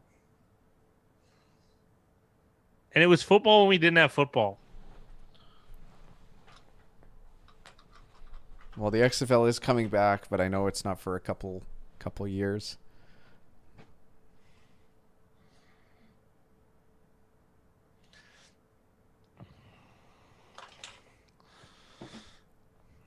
Oh yeah, some of them like obviously I'm picking out the best ones, but some of the ones in his parlays are like plus 400s.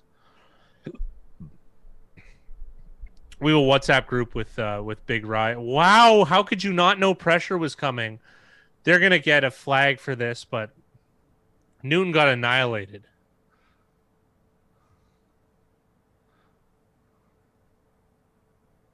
Everyone does, Indy. Everyone does. He's the best I know of. So it'll probably take us another year. Well, there's a chance that he could, depending on how, we'd have to talk to him about it, but he could pass it on to the fat guy and I, and we could definitely maybe add it towards the membership or something like that. Yeah, we've been Oh my, that's illegal contact.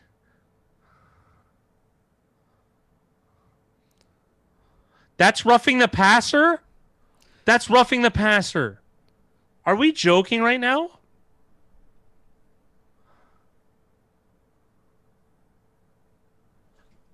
What?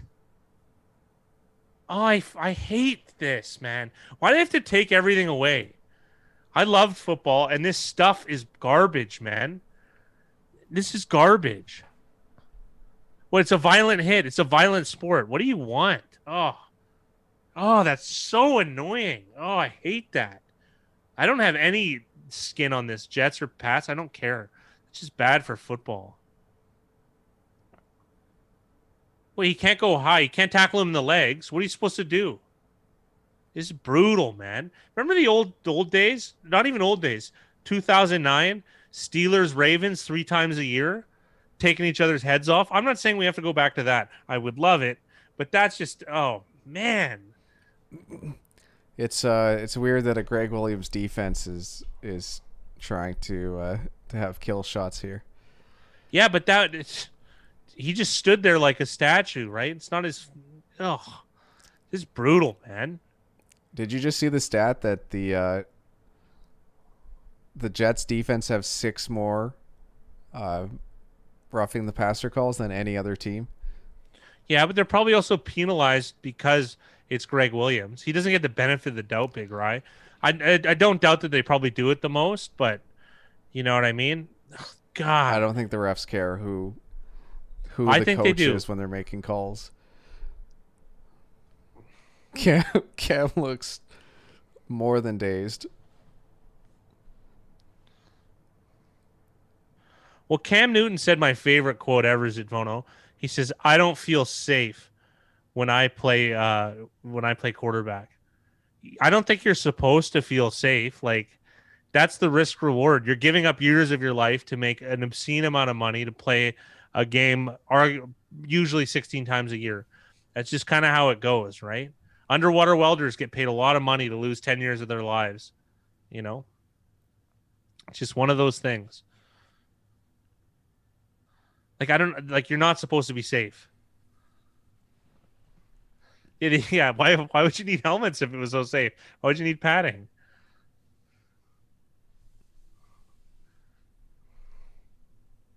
You could argue that the Leatherhead rugby model though for helmets is better. Yeah, exactly. If you want to be safe, play baseball. That is exactly the point. Exactly.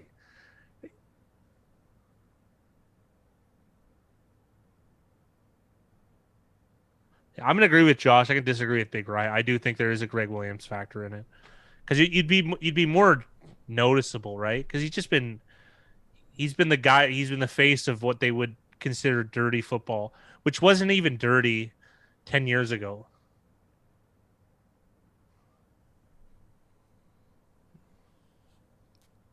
Golf. What movie am I missing? Oh, Dazed and Confused. Oh yeah, Richard Linklater. I've been rewatching the Chappelle Show.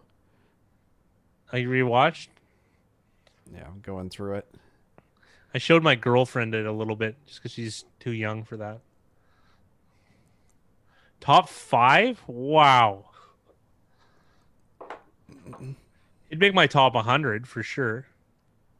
Oh, Clayton Bigsby is a legend, and Blouses is game.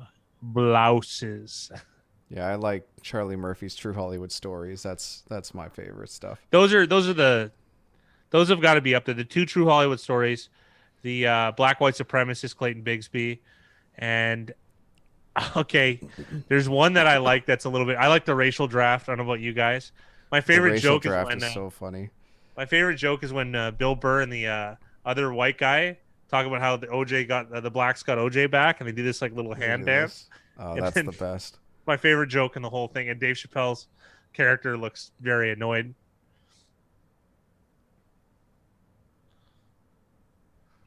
Oh, Knee High Park was great. I liked it. I like Crank Yankers too. You want to see my face?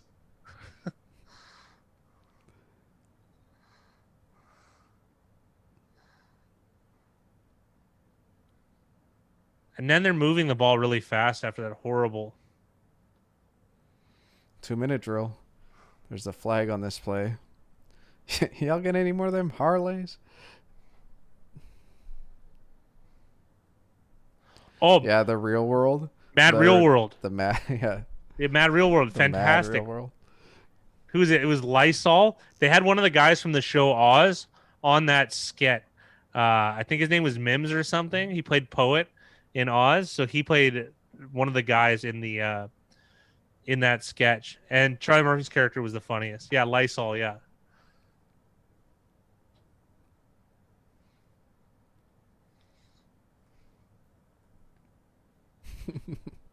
Yeah, we're probably going to talk to him. He's very good. He's got a very very good job in real life though, so I'm not sure like his time and dedication and what he'd be. He's a private person as well, right? So, but we're definitely going to entertain it too. It would probably be a member thing though, because the MMA it's pretty good.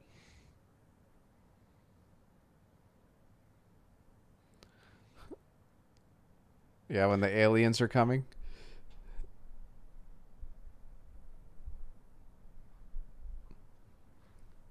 Or that might be a separate skit. No, that was a different one. Oh, I've seen it, Mickey. I have seen it.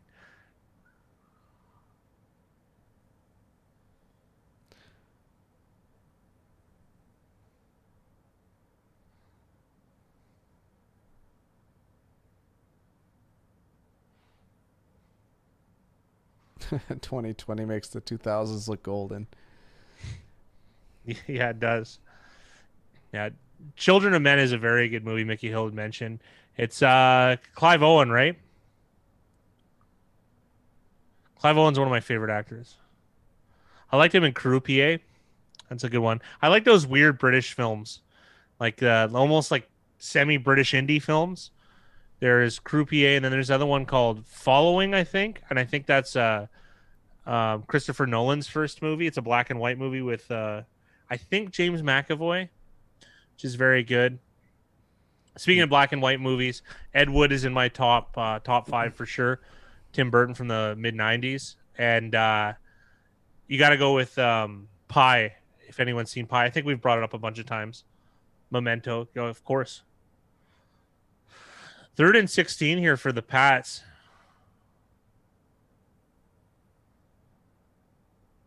Dude, that looked like a semblance of good defense, Big Rye. 4 guys getting after it around the ball.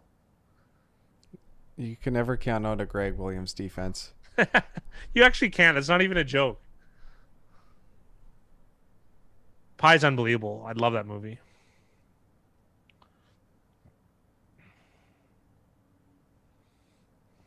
I have a couple friends that are that crazy, that smart as well, but they're not quite on the fringe enough. They're very close though.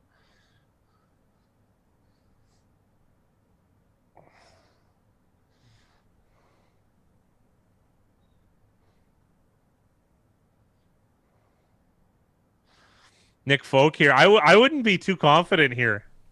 Got to be real here, boys.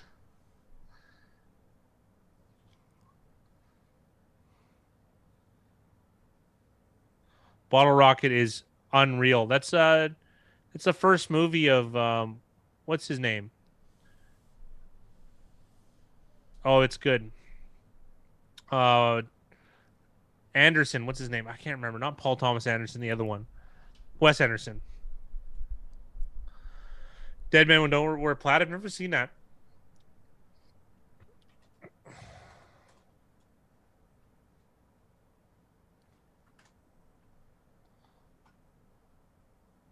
Oh, I have totally seen that. That's a fantastic movie. Forgot about it. It's satirical film noir. I haven't seen that in a while though. I might move that on the list.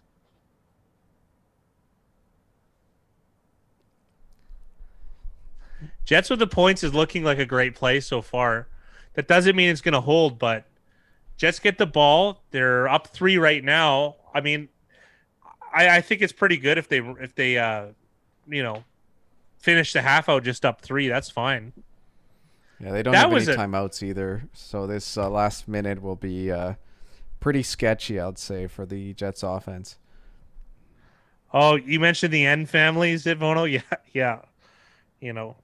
I also, you probably can't type out the name of the Hispanic family in that sketch, but that's up there too. You talking about the Sanchez's? Yeah. Actually, it's Sanchez, and we find that term offensive.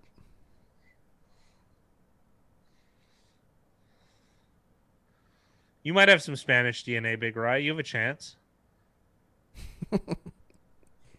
You got some. You're European. You got some in there. I got 0. All UK, France, and Greece. That's it. Not much there.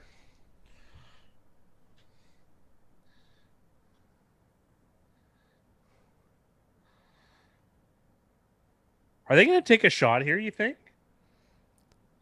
I think they're going to try, but I don't know how much success they're going to have. Mims is having quite a game for him in his young career. Like, it's not amazing or anything, but it's something. I like how it's a hurry-up offense right now, but they're showing us Cleveland Brown highlights.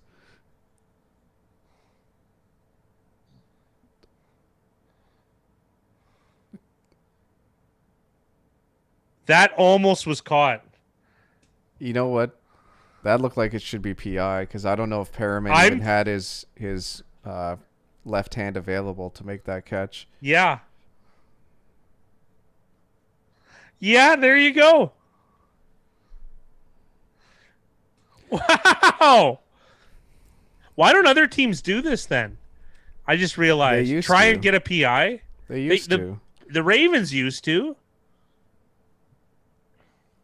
Well, it just so happens that the Ravens used to with Joe Flacco, and now the Jets are doing it with Joe Flacco.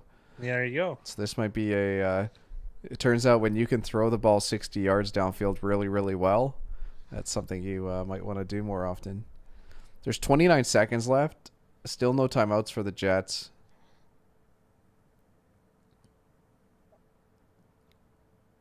I can't. Crowder this is unbelievable. Just out of the end zone. Untouchable saying touchdown. We're going to see on this. That's a touchdown. Oh, my goodness. That's a touchdown. That is Are a we touchdown. joking right now? Jamison Crowder putting some That's a respect on his touchdown. name. Holy, put some respect on his name. Dude, what a play and a throw. Are we joking right now? The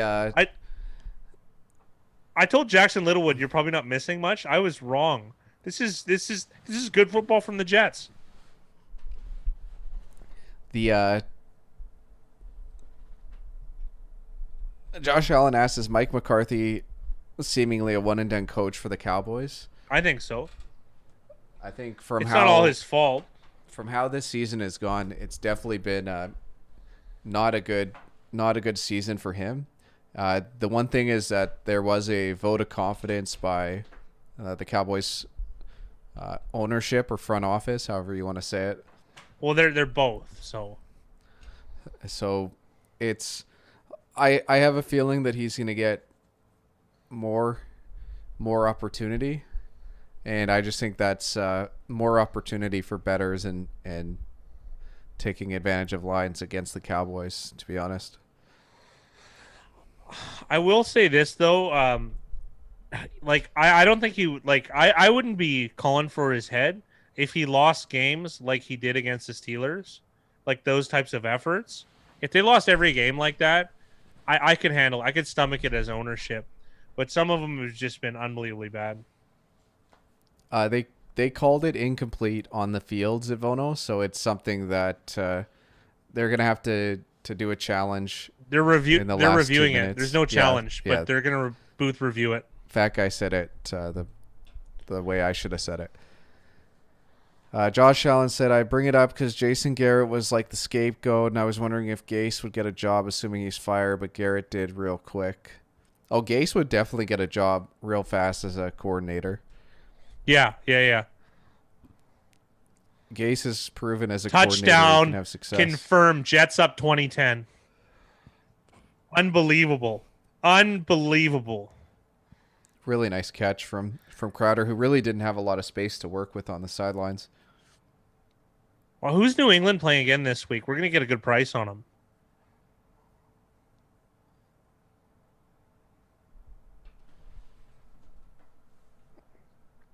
Because if they lose this game to the Jets, this is a black eye that you can't recover from in the eyes of the bettor. Because they'll have that Trump line. Oh, but they lost to the Jets. You know what I mean? Which is going to hang over them, which is going to provide value. So I'm rooting for a rout by the Jets. New England plays Baltimore. Oh, beautiful. Absolutely beautiful. And then they play Houston the week after. We got a high and a low. We got Baltimore. We're going to hit the sweet spot, boys. Yeah, it's going to be great betting on New England. Watch them lose by like 3 against Baltimore. And we get spotted 10 points. Yeah, Patriots they're not as good. I have to see the line exactly. But I mean, there's going to be opportunity, I think, if you wait for a mature market. The line's somewhere around 7 right now, and I could definitely see it moving 10. up to 9.5 or 10. It hits 10. There we go. We're huge. 10 points. That's way too many. Sorry, I'm jacked now. This is so good. I thought this was going to be a ho-hum. Like last night's game was brutal. We found everything else to talk about, which is good. But this game it reinvigorated everything. Yeah, exactly. Pats and 10 by it, boys. We'll wait. We're going to have to wait. Hopefully it goes there. But that would be my suspicion, though. Because they're going to add... Well, the line's already out. It's 7 everywhere. So we're hoping that there's going to be an adjustment if the Jets blow out the Pats, that could happen. We're always hoping for blowouts. Yeah, Big Ryan ended up making a bet. I didn't, Zitvono, on this game.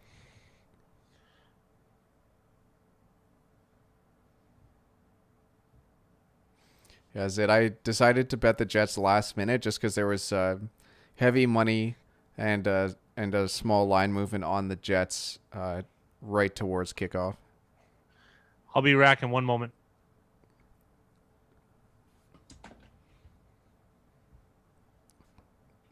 The Jets players and coaches don't care if they lose, but it's the front office that wants them to lose. The players are always going to play hard. And if coaches have Like if a coach is guaranteed to stay, then yeah, you can tank. But like Gase is going to be on his way out.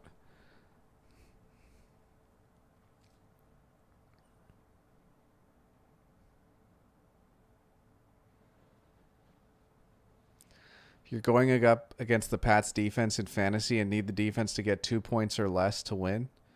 I guess there is a possibility that could happen. The Ravens offense isn't too fancy. That's true, but it's the Ravens are a tough game. We're just hoping that New England looks really bad and the public thinks that the Patriots are really bad. That's what we're hoping. Because we already know the public loves the Ravens, so we want them to hate the Patriots. And how do you get them to hate the Patriots? The Patriots lose big to the worst team in the league on Monday Night Football. Damn it, Joe left too much time. Oh my goodness.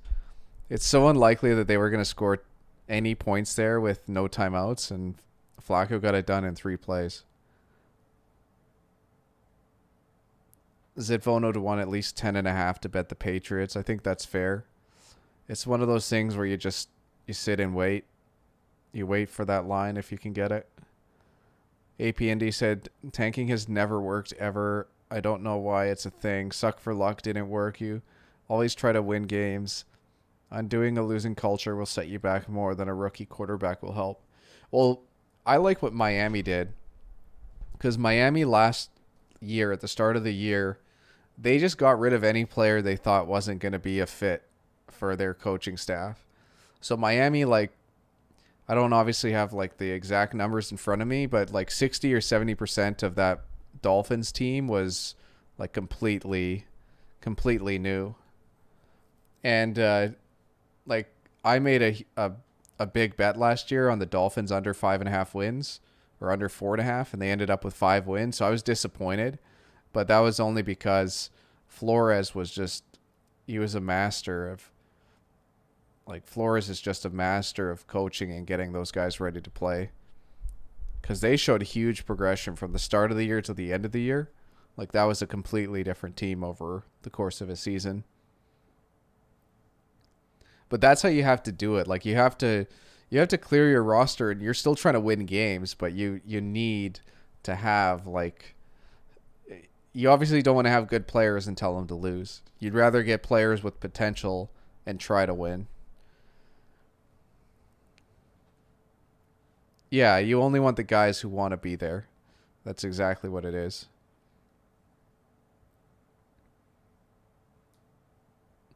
And it's good, Indy. Like, they've done it. The Jets have done that, but at the same time, like, the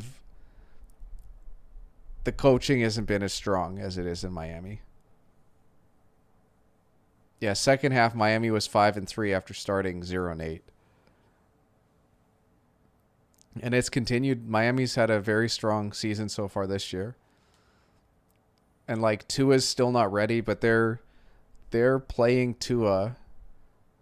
The report is that they're playing Tua to decide on whether they want to keep him or draft another quarterback for next season.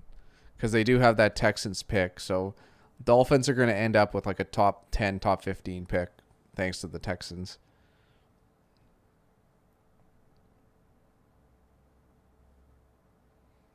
There's Josh, strangely enough, there's a lot of people who would want to play for the Jets. There's just so many players that want to be playing that they're willing to go there. But you're definitely not getting Pro Bowl caliber players to the Jets. They only had 2 Pro Bowl players, and one was Le'Veon Bell, and Le'Veon Bell went there to get paid, and the second was Frank Gore, and Frank Gore went there for a job. Like, Frank Gore just loves football and wants to play. Those are the only 2 like stars they managed to sign.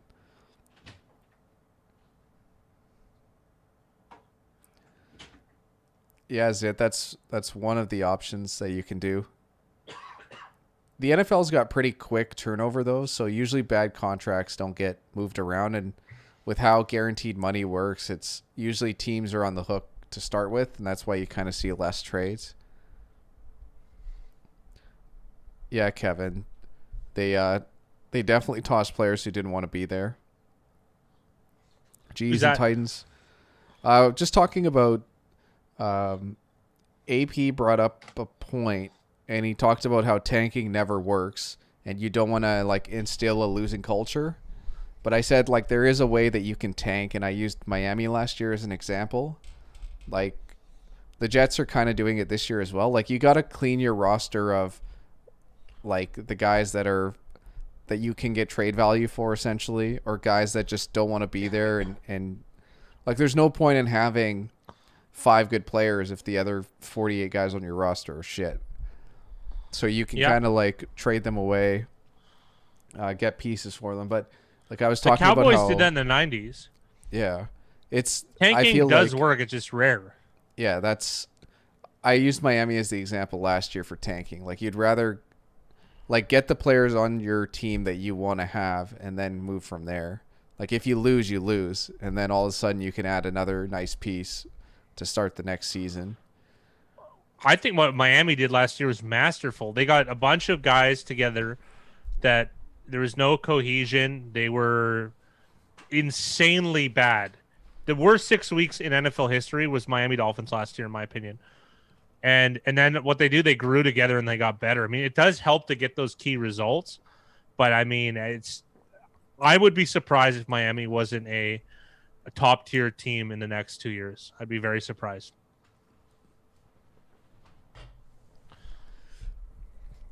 And I also said, like a lot of tanking has to do with coaching stability, and like I feel like the Jets players and the Jets coaching staff, I don't think it's safe to say that either like players or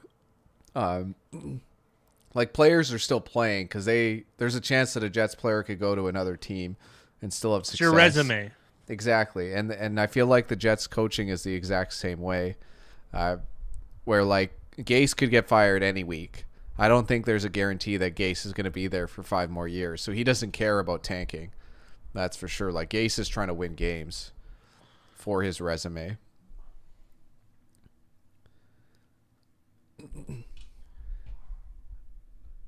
G's and Texans have no draft capital, bad contracts. Wow. But they have the quarterback, which is arguably more important than all of those. See, I always, the fat guy and I always had conversations about the Browns. And if I was a GM, like how the Browns are, I'd rather draft around a quarterback and really get the roster up to snuff and then get a quarterback. But obviously, like, it's hard to pass up on a guy like Deshaun Watson. He might not be the best player in the league, but he's definitely been better than most quarterbacks. No, absolutely. You said it's just like the opportunity is, it's too difficult to pass up for a lot of those spots.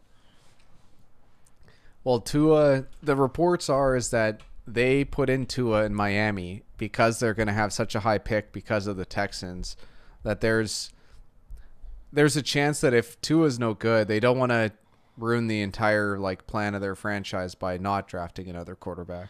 That's genius. If that's what it actually is, that's unbelievably, that's shrewd, and that's genius. That's what that is. And when you think about it, like logically as an outsider of the organization, it just makes sense.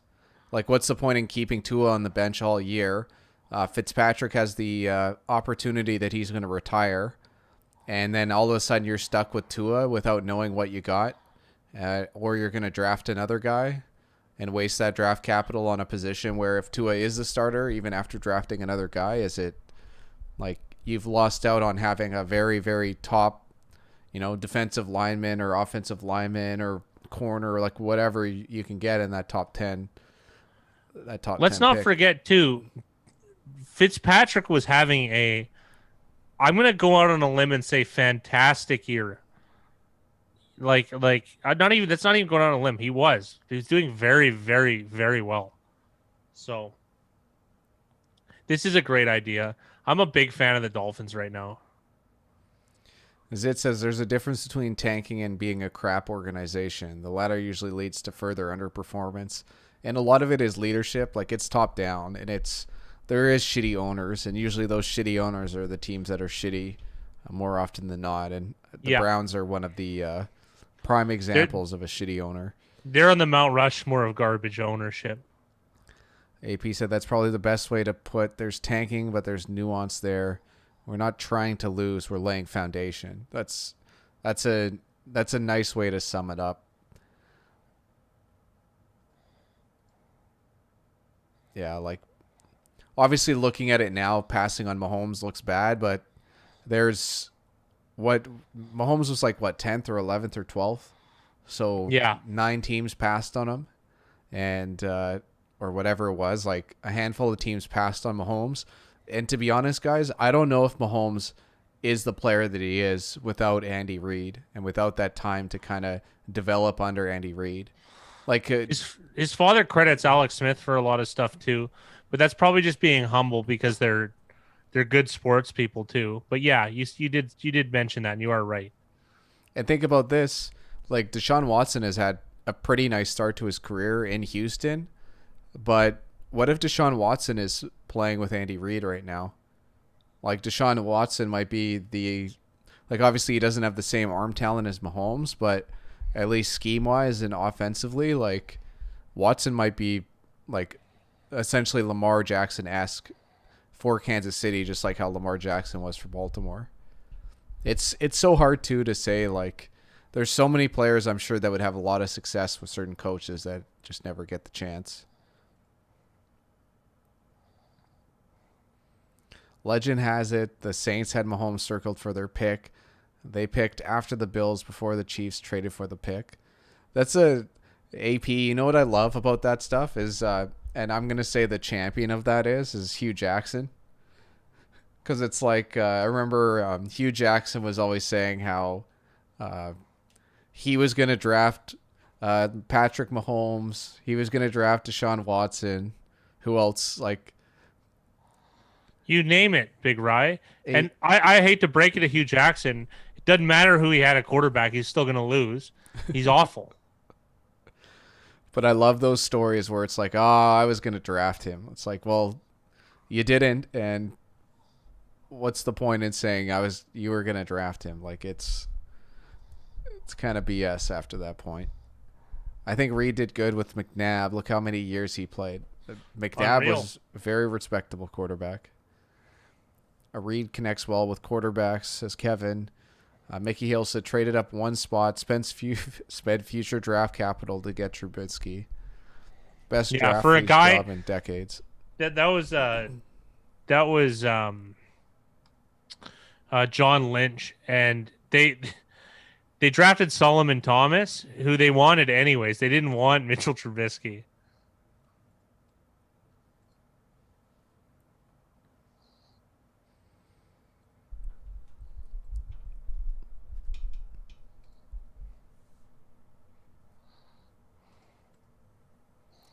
The Jets have a 10-point lead entering the second half. I haven't really been doing it today, but I'll see if I can find what the live line is. It's probably like close to a pick 'em or maybe Jets 2.5, or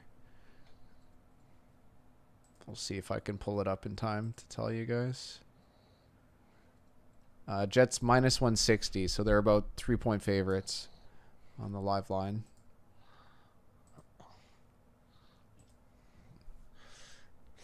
Fat guy, what do you think the Pats at minus plus 120? I don't think that's enough. I don't think that's enough.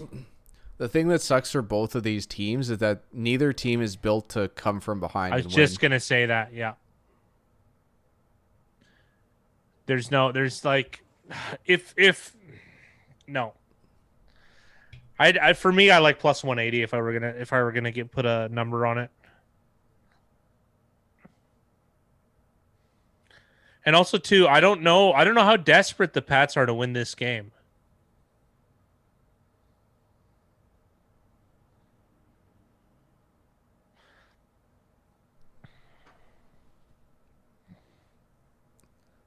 There hasn't been a ton of confidence in letting Newton drop back and throw the ball.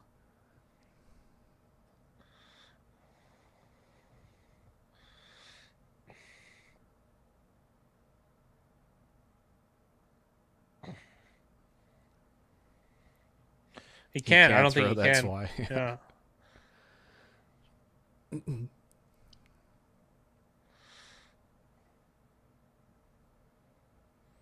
If that's the case, then like they do have other guys that can throw the Jared ball. Stidham. Like it's a Jared Stidham, Brian Hoyer. You can win games with Brian Hoyer, even though he's not good.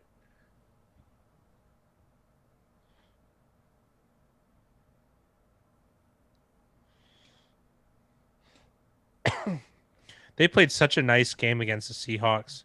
I don't know what's happened since then. the Pats. Yeah. I thought they played awesome against the Seahawks.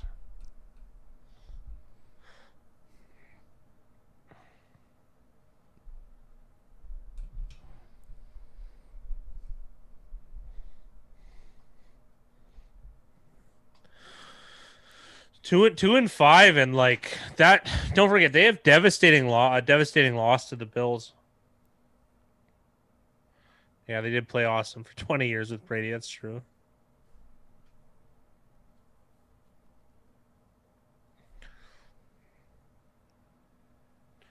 Nice. Where is this flag coming from?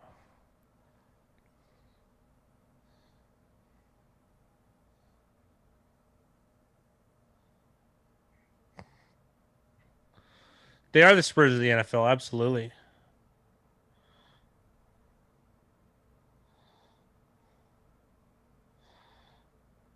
Decline.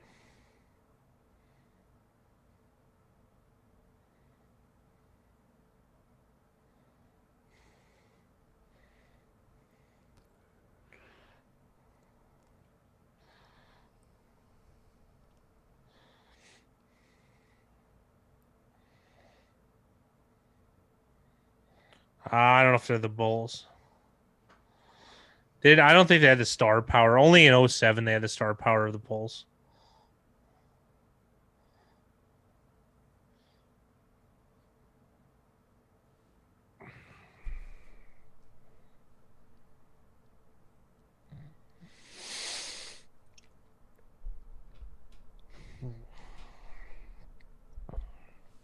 Look how depleted this crew is. Burkhead, Jacoby Myers, Demir Bird. I don't know, man. And Ryan Izzo. And Ryan Izzo. It's not.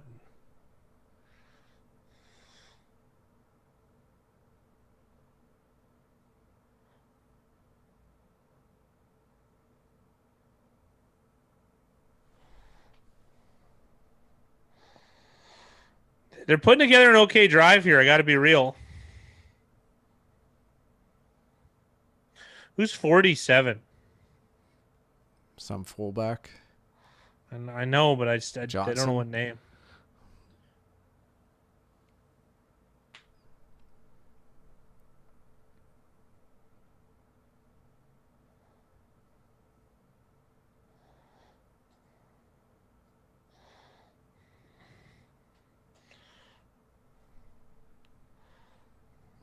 It's fair to say that Brady made players around him better.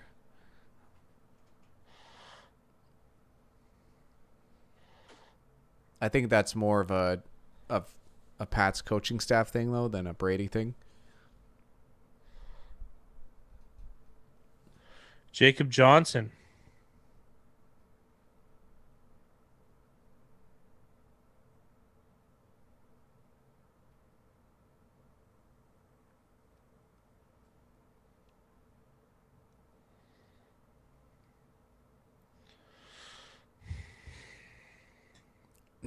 Pats are just lining up heavy and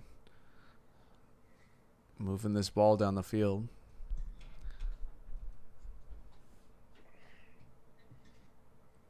Third and 2.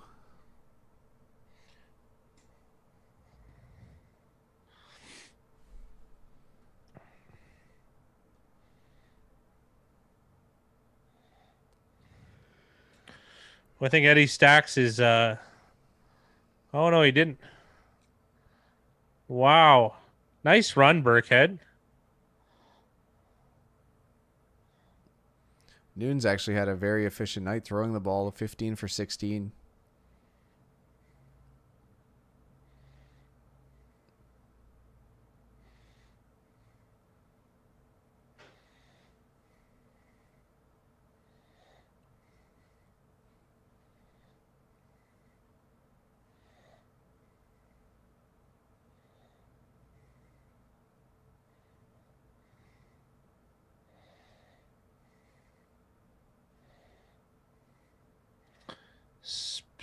No, it's Jakob Johnson. He is German. Becton has been ruled out as well as Poole.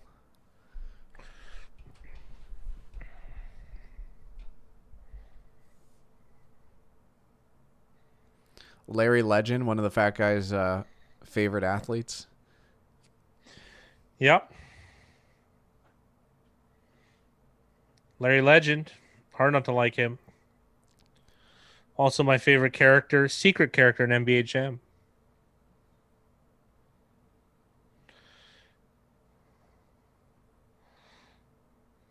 It's Big Ryan I's second best team. Actually, maybe third when we play NBA Jam. Our best team is the Supersonics. I'm Gary Payton. He's Sean Kemp. Don't ask me how that works.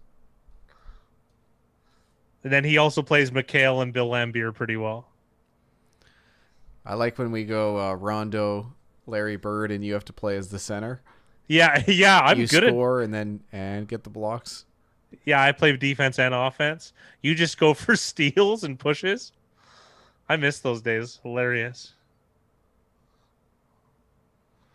Rondo can't even dunk in that game, I don't think.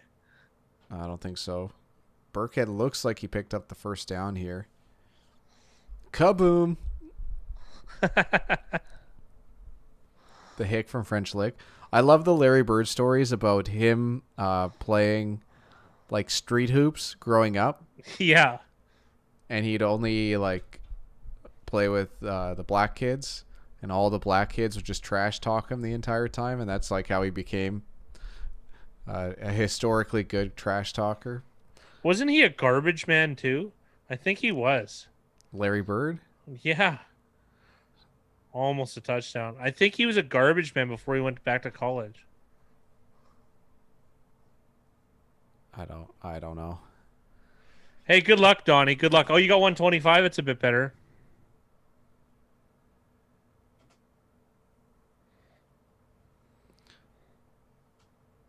Kevin said he was briefly just pretty much a summer job. Oh, a summer job? Okay, yeah. I wish I could say that about my fluffer days.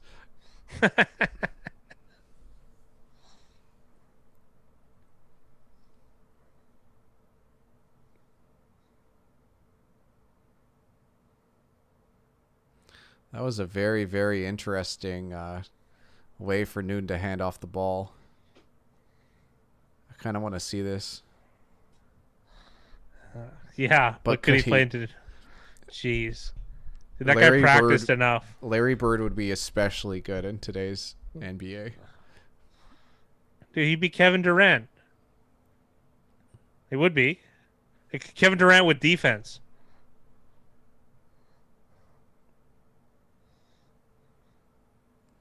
Jets playing for Trevor Lawrence. I don't know, man. They played a pretty good first half.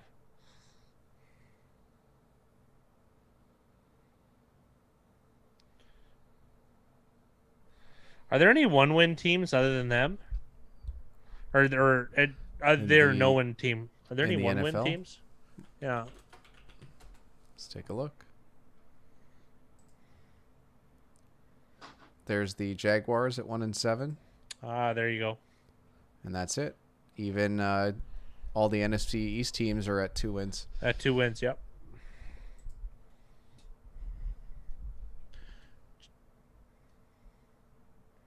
Giants 2 wins are against Washington, right? No.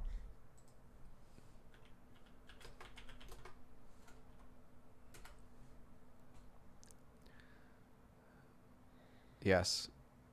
They beat Washington by 1 point and 3 points. Lost to the Eagles by 1, lost to the Bucks by 2, lost to the Giants by 3. They've played in only all of their 1, 2, 3, 4. Their last 5 games have all been 3 points or less. They played against they played it close against the Rams too, didn't they? They lost by 8 against the Rams. Yeah, they were in that game though. They lost by 27 to the 49ers. They lost by 4 to the Bears, and they lost by 10 to the Steelers. That's not that bad.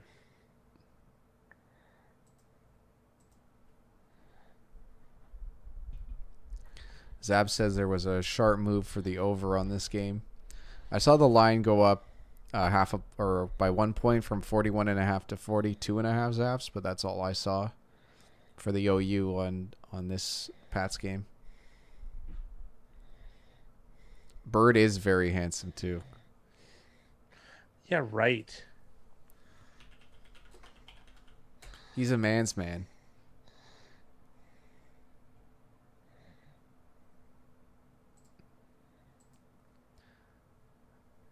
The Pats are now favored minus 136 to win.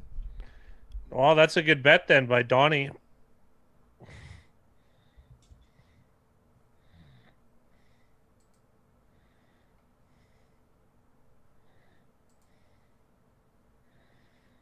Wow, this is close to going over already.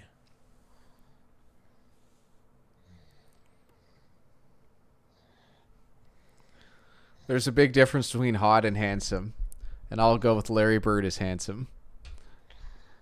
Yikes! Where's Dylan Toddfield? We need a real litmus test. Dylan Toddfield actually looks like the offspring of Larry Bird. Dylan Toddfield's got that alopecia haircut going on. 1 touchdown and the over hits. Yep.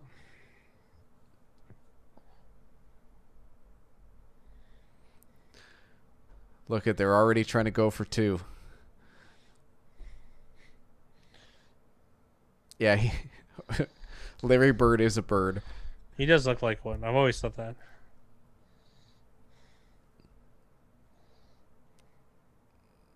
Frank Gore looks like a 1920s prohibitionist.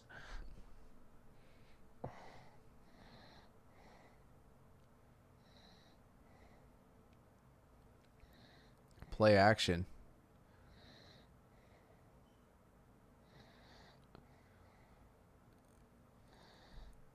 Frank Gore with that jump cut. Sad Potato is the equivalent to Larry Bird. Frank Gore would never stop playing football if he could. Yeah. Probably not. What if his son gets drafted next year or whatever? Like that'd just be the craziest thing ever. They would make him. Frank Gore is the Gordie Howe of football. Look at him. That was fine.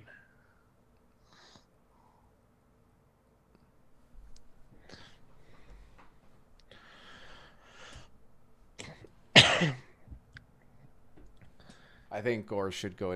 Gore would be an excellent running back coach. Excellent. I almost think he's a first ballot Hall of Famer.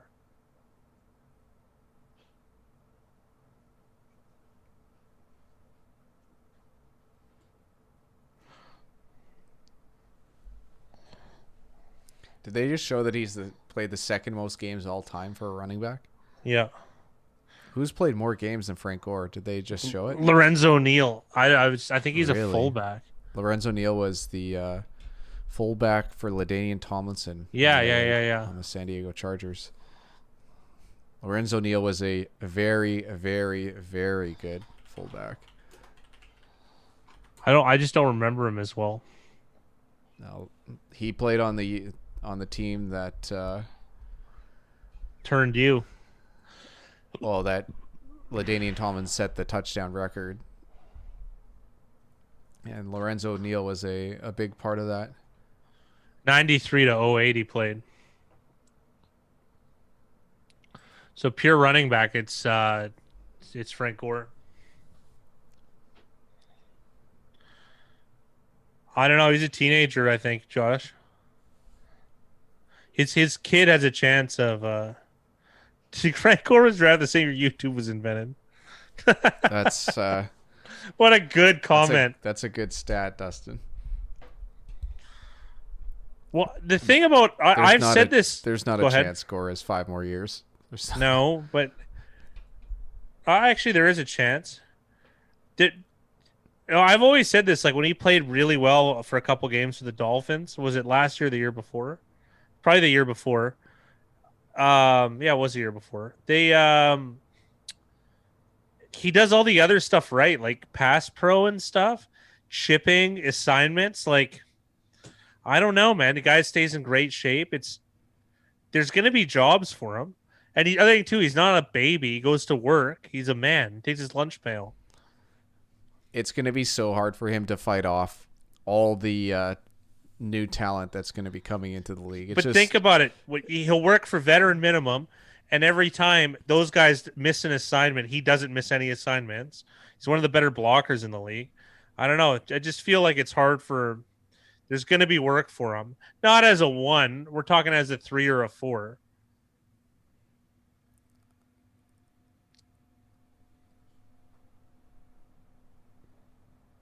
oh, Frank Gore's had an unbelievable career. Unreal, man. 5 years is just a lot. 5 years is 5 years is 5 years. Yeah, he's not going to pass anybody else. Let's be honest. I don't know what the hell Perriman was doing there. Like, to put it in perspective, 5 years ago, Frank Gore was fifth in rushing attempts. But here's players that were playing running back 5 years ago: Doug Martin, Latavius Murray, Chris Ivory, Jonathan Stewart, Chris Ivory, Darren Jonathan McFadden, Stewart. Jeremy Hill, Matt man. Forte, Ronnie Hillman. This is all like the top guys, by the way. LaShawn McCoy, Alfred Morris, D'Angelo Williams, Chris Alfred Johnson, Morris played this weekend. Rashad Jennings, Lamar Miller, Eddie Lacy, Isaiah Crowell, Alfred Blue, Eddie Lacy, TJ Yeldon, LeGarrette Blunt, Kendrick West. It just shows you how quickly, like 5 years at running back in the NFL is a long half time. those guys are still playing though. They are, but it's a lot those guys different. are not. So it's like, yeah, and some of those guys are like younger guys that aren't playing anymore too. Like Oh, Gore yeah. might have been the oldest on the list. nah, probably Stewart or D'Angelo Williams. I would imagine. Stewart was a good player. So was D'Angelo Williams. They're both good players. When they played for Carolina together, they were good. God, I remember losing $500 on the Bucks in like 2007, and it was Bucks versus Panthers, and was it Williams and Stewart ran for like 300 yards, and I just felt like an idiot. And they kept running at Rondé Barber because Barber was a bit older, but Barber's like what, $180. He's not gonna stop those guys.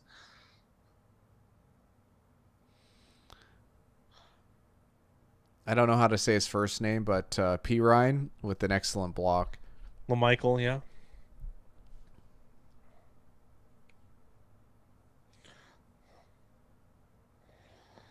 Dude, this is a great rush. Sorry, a great drive. I don't know why I said rush. That was a good rush too.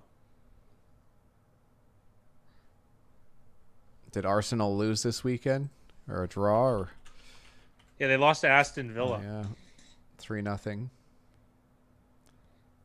Sorry to hear. Yeah, but Aston Villa, that's not a good. Is Arson Wenger? No, they got rid of him He's gone now. like 2 years ago. I was a huge Terry Henry fan. I'm gonna go out on the limb and guess he's not playing there. But I did hear that no. Zlatan's back in AC Milan, which I thought was kind of a surprise. That guy's played everywhere. Yeah. No, I think Henry is the coach of Montreal Impact. He's the coach. Yes. He sure is. How is he? How is this a thing right now? He is, right? He is. I knew it. Yeah. That sounds like a joke, and he is. No, he is. I know. I'm telling you, that sounded like a joke, and it's a real thing. I guess it makes sense. it's still a French-speaking city, Yeah. and he gets to be like under wraps. So it does make sense the more you think about it, but that's surprising.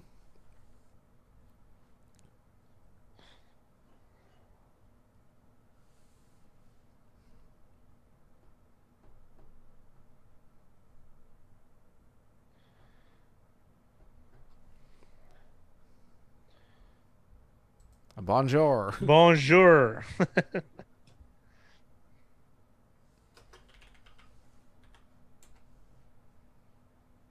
I didn't know that the football stadium in Liverpool was called Anfield.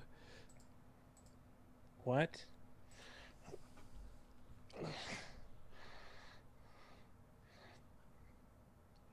Yeah, the third quarter just disappeared with 2 strong drives. There's been like obviously lots of rushing attempts and lots of completions. So this game is going very quickly. Yeah, we're gonna get to the video quick here.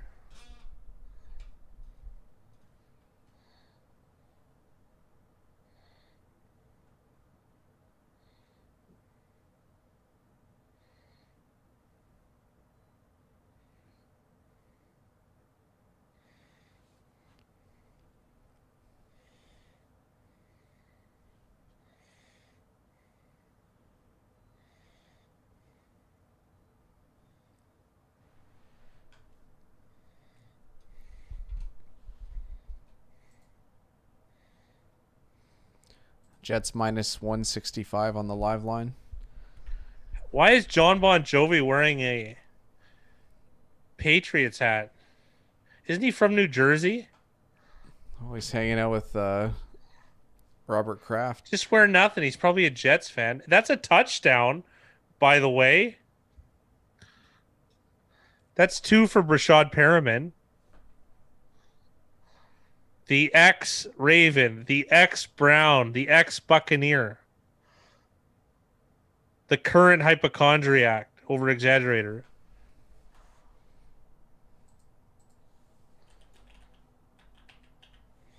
He got roasted there. Over cashes. For a disappointing career, I'm going to go out on the limb and say Brashad Perriman's career has been disappointing. He still has 13 touchdowns. What?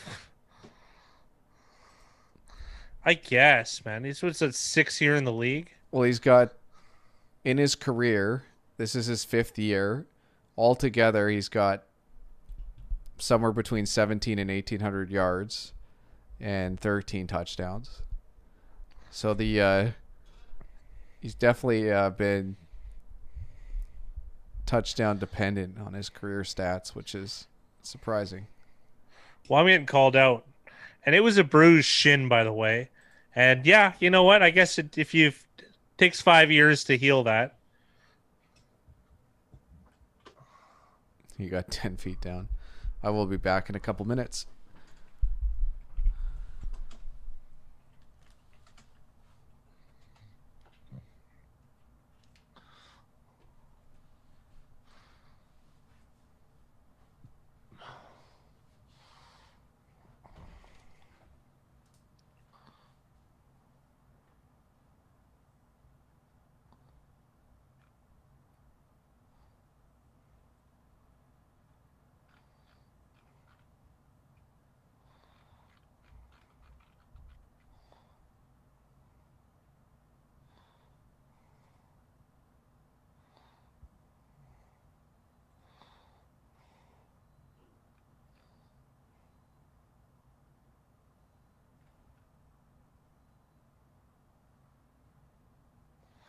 New England plus 185 now.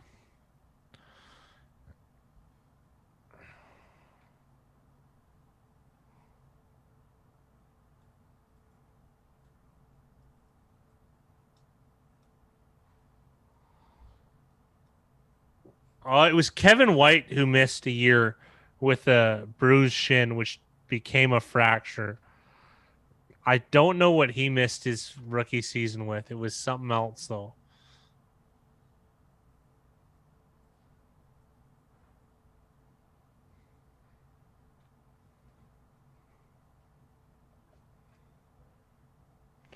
Oh, he had a PCL injury. I that's not good enough for me. I got to be honest. It was Kevin White. I don't still PCL. I torn the PCL in both legs. You could get it by ACL, MCL, LCL are all worse. You can get it scoped. You're good. Oh, that's meniscus. Either way.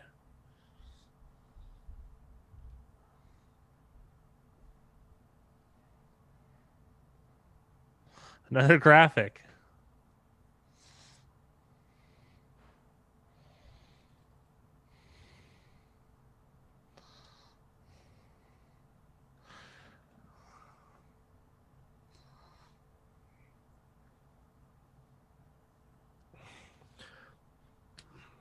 These headphones are too good of a seal. It gives me like loss of pressure. I feel like I'm on an airplane or an elevator to a big building.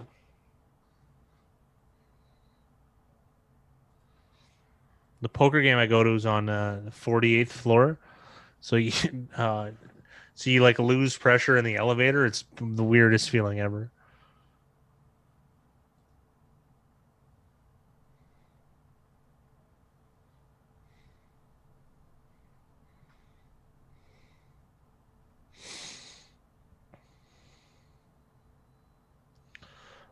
There's a lot of stuff going on with the PS5. I'm not getting one. I'm not into that stuff, but a lot of my friends are.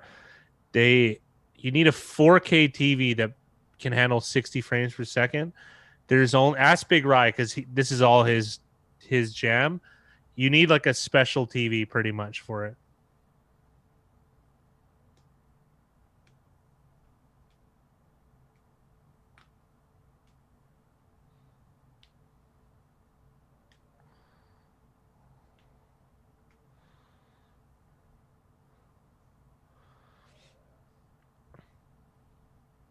I'm kind of hoping that all my friends get that TV for the PS5, and then I'll get their old ones. Because I have in my little group they upgrade TVs way too often. I end up getting really really good TVs as giveaways, more or less.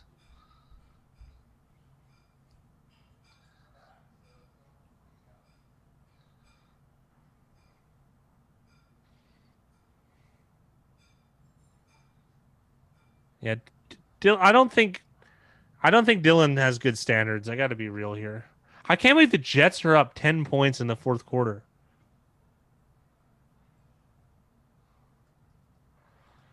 Yeah, low samples apps, but absolutely.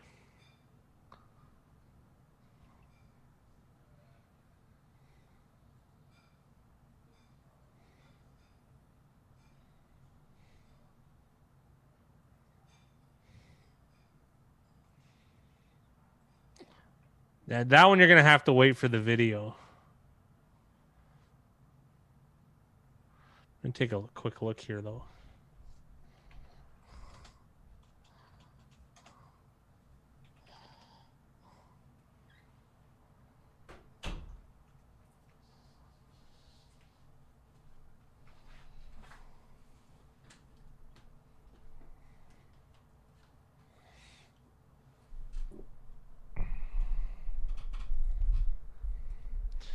Yeah, like Miami's becoming a fade team, though. I got to be real.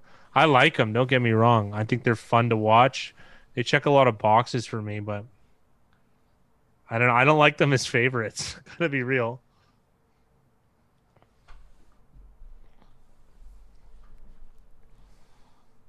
Chicago looks nice. The line's already flipped. I called it yesterday. Right on.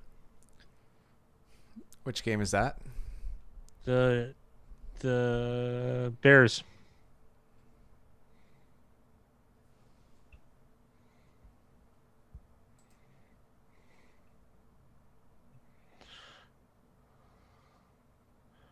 Yeah, so do I, Zaps. I think that's the play of the week. It doesn't make sense. I'm gonna wait though, because that like Minnesota looks hot right now.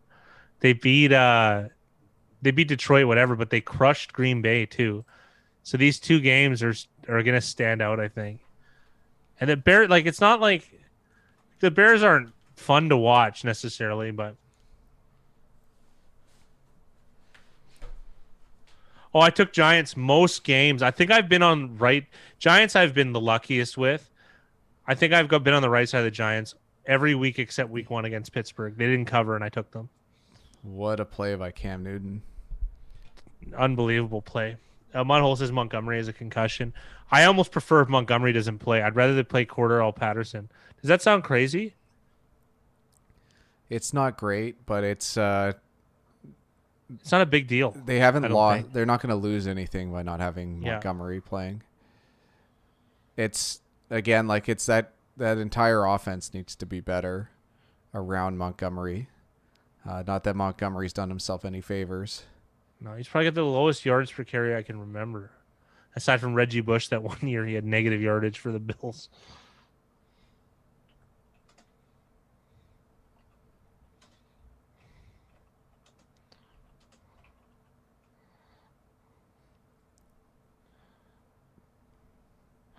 Oh, Jackson said he wasn't going to be able to make it this stream.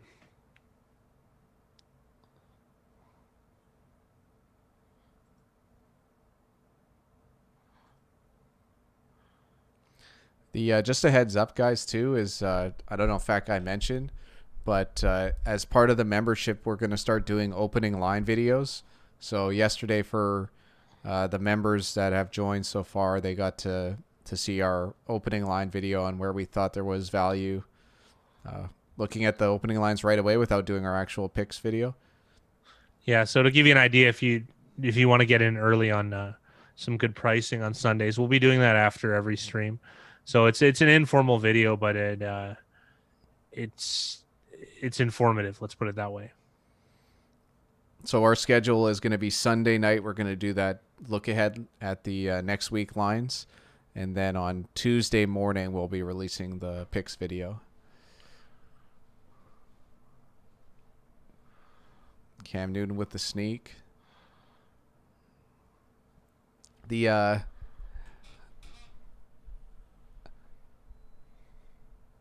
remember at the start of this season how they were just like recklessly running Cam at the other team? Does it feel like it's just not paying off now?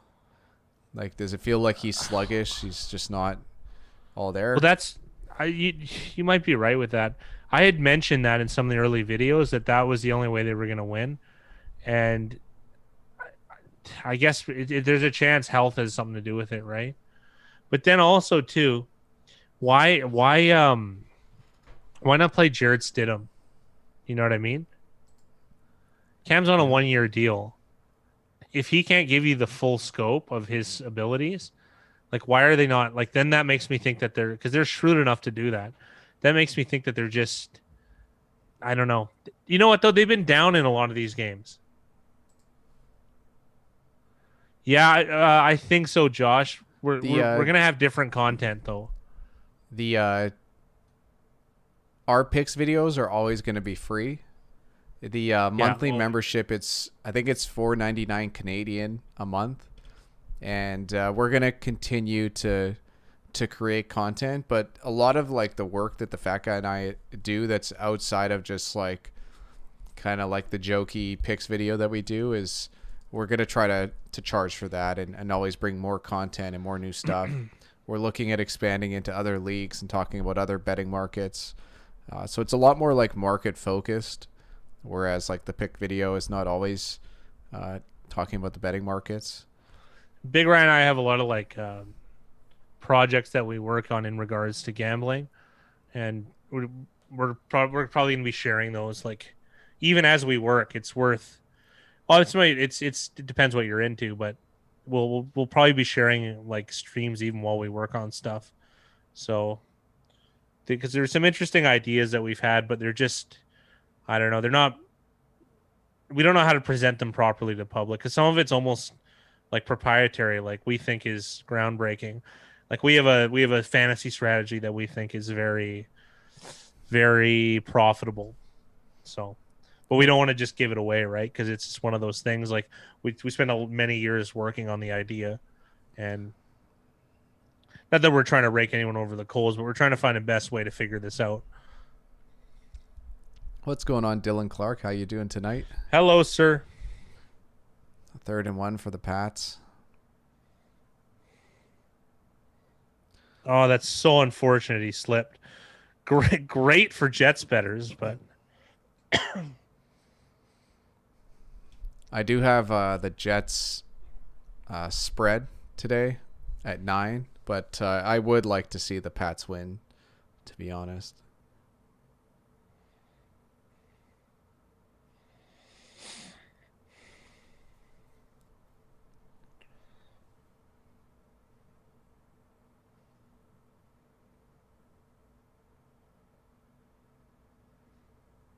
just flag about. She did. She did say that. Grandma told me to never gamble, so who knows that. Mind you, Grandma was married to a guy who never worked and only gambled, so. The Jets have 12 men on the field, and this gives the New England Patriots a I first can't down. believe this. You want to talk about gaffes?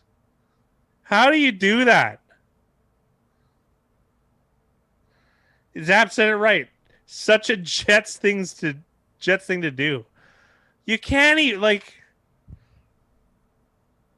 it's just so unforgivable. Like what? That same thing happened in a Grey Cup game. A Grey Cup game? Yeah. Well,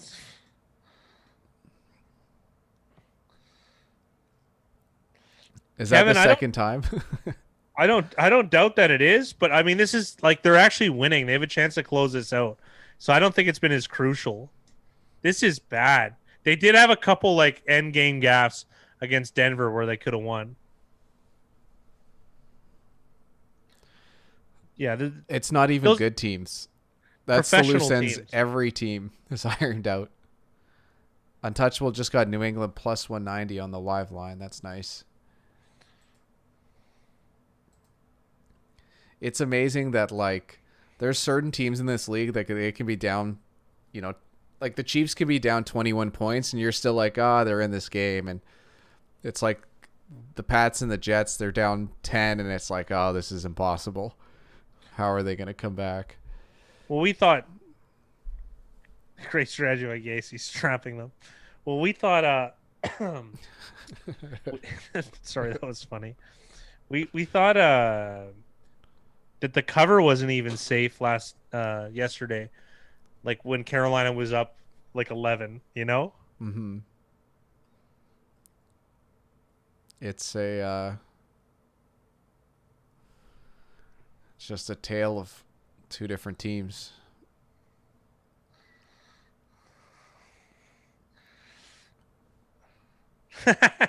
These emojis I didn't think would be fun. I don't even like the word emoji. I feel like you have to be a 16-year-old girl to appreciate it. Wrong. These have been very fun. It's an interesting thing for conspiracy theorists to think, though, that if you were going to plan on losing a game, a coaching gaffe like that could definitely be a way to skew the percentage points towards the Patriots. Yeah, but wouldn't you just run vanilla offense? Here we go. Speaking of inept coaches, the Lions, i.e. Matt Patricia's Lions, had 10 men on the field during Cook's monster run yesterday. Great coaching. Those are just so unforgivable. Why is there Manscaped ads? My God. Big Ryan, I used to watch this one type of stream, and I forget what it was. Him. That him or whatever that I don't know, I guess it's like a nut trimmer or whatever, and it was two guys showering and I'm like, who are they I remember those commercials. They were really or this one guy like thick black guy twerking, and I thought man, who's the demo on this gay football fans? And then I thought maybe there's a lot of them, I don't know. They only had him during Odell Beckham games, so there might be something to it. 4 hymns, yeah. Yeah, maybe Odell Beckham was watching. Who knows? Or he was a director. and he thought that was standard. Maybe it is these days. I don't know anymore. The Michigan, I have a different strategy when it comes to fantasy, and I don't believe ESPN projections are the way Very to go. good. There's a certain position that they miscategorize every week, and we're kind of privy to it. They still do it. Like in Canada, it's broadcast off of a channel called CTV, which is just like a generic channel, I guess you can say. And they decide that they want to, for some reason, at the end of every commercial break, you get like a 20-second push on whatever their content is. And their content is always like This Is Us or Young Sheldon or the Good Doctor or whatever. Yeah, The Good Doctor. Those are 3 shows that I've seen so many previews for. And I don't in the thousands. Yeah, like all together, it's been probably 1,000 commercials watching football on Sundays in Canada, and I don't know who's watching these.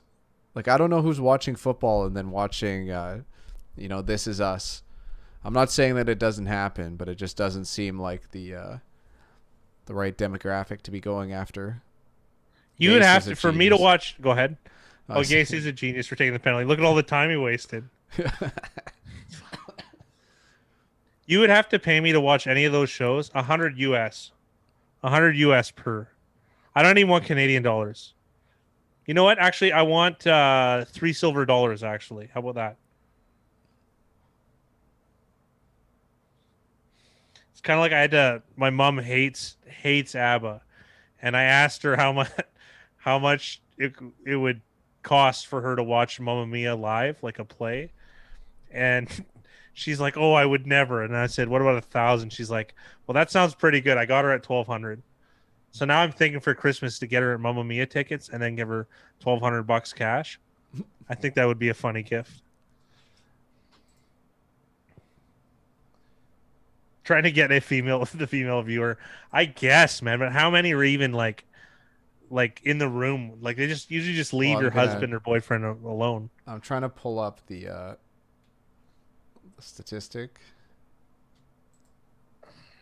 Here we go.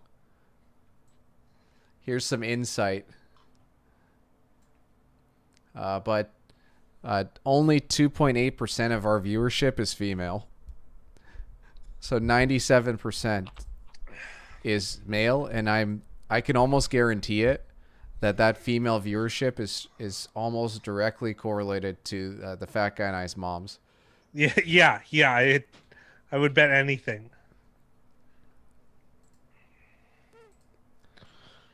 In Canada, Kevin, I don't know. Feel the beat from the tambourine.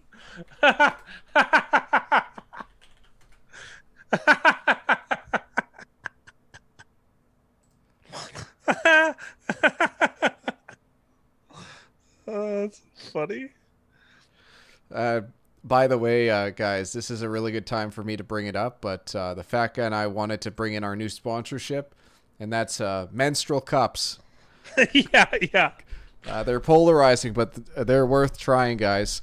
Tampons and pads require frequent changing and are not great for the environment. They're meant to be thrown away after a few hours, and you guys aren't into that. So, after all, a menstrual cup is reusable. It's a long-lasting silicone cup that holds blood and prevents leaks. You buy it once, and it should last several hours at least. So, guys, remember, head out and buy your menstrual cups today.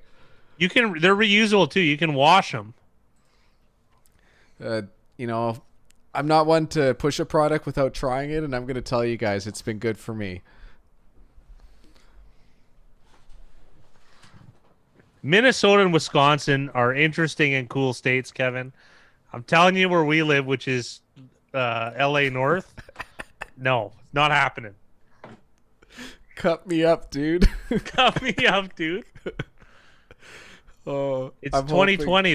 That's for men and women, Big Rye. Can someone please make their team name next week? Cut me up, dude. Don't tell them. This is so good. I already paid for an ablation. I don't even know what that is, so now I have to Google ablation.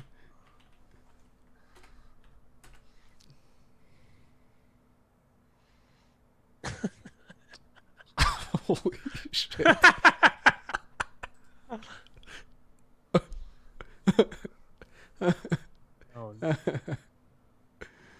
Oh. They're going deep again. There's your pick.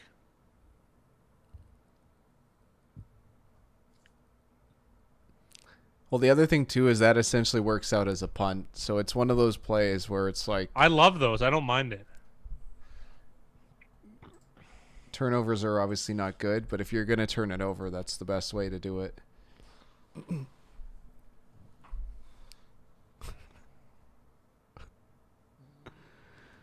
Um, well, Josh Allen, just wait until we get to test out the products on stream.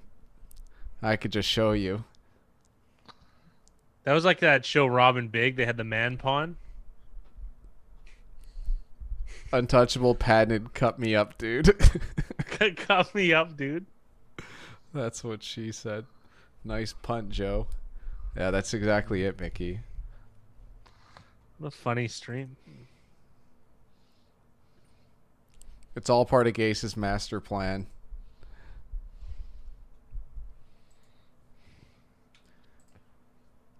Apparently, Auburn, Mississippi State has been postponed due to COVID. It's going to be tentatively rescheduled for December 12th.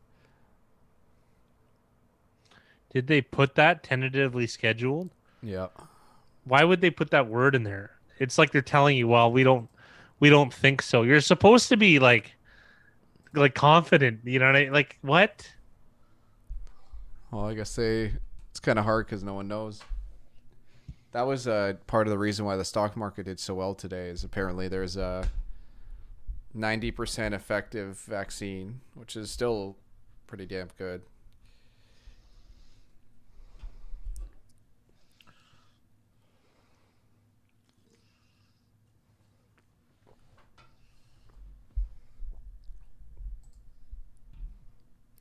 Flacco is not elite.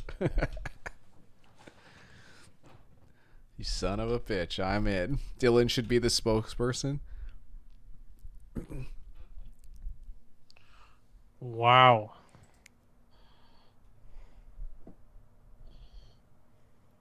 You got stock in that Pfizer or whatever it's called? I was going to... Obviously, the most square play of the day is in investing in Pfizer today. Pfizer, right? yeah, it is.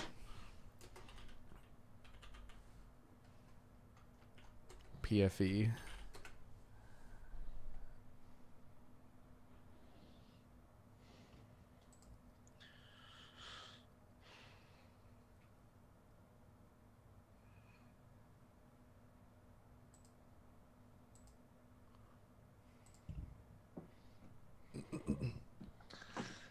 I like this. I like this 2.5 quarter coach and a 4 quarter sport.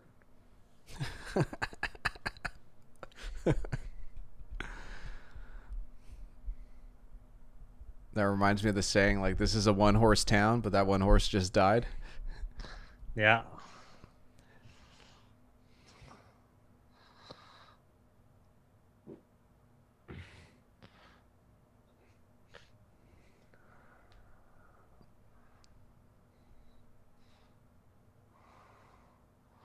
Oh. What? Josh Allen said, you know how to set up my cards on my iPhone?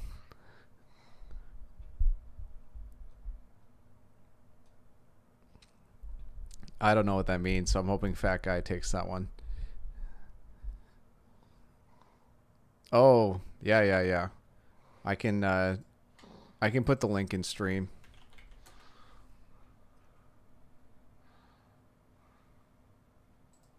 Just take me a minute to pull it up.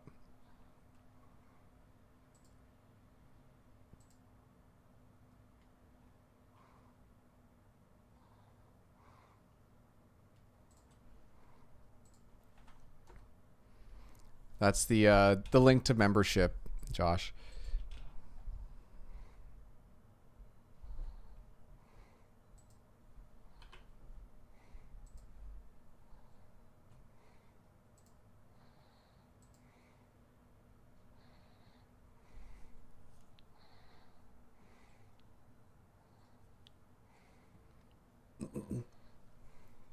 What do they call a hold there on cornerback Austin? Yeah, be careful. That is my OnlyFans. Realistically, it is.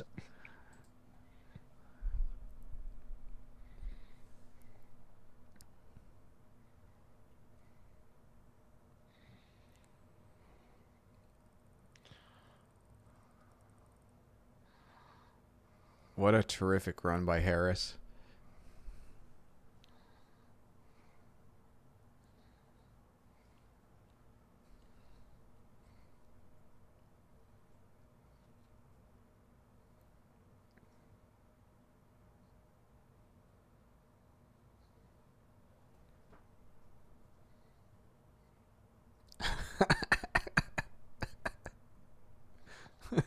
I must have sent you the wrong OnlyFans.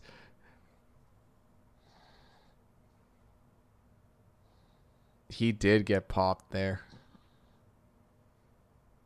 If Pat's defense gets another point, you lose fantasy.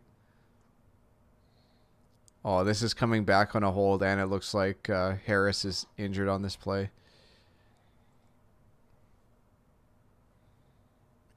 That was a heavy shot.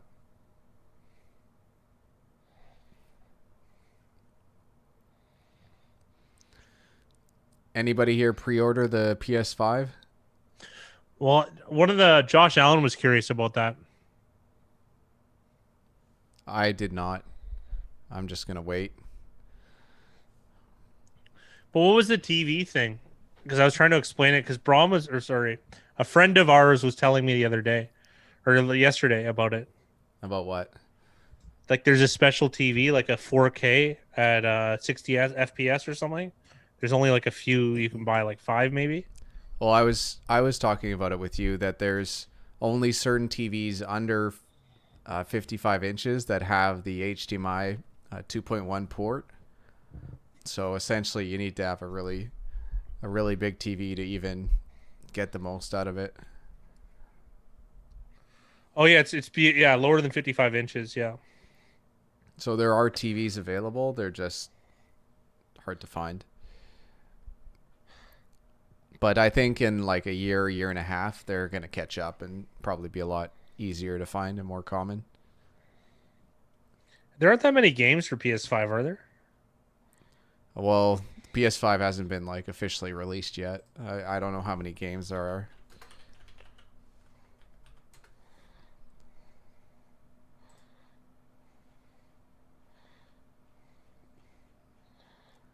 Yeah, it looks like there's probably like 20 or 30, maybe more. Yeah, there's a lot. There's probably like over 100, it looks like. It's hard to know like what are these are actual.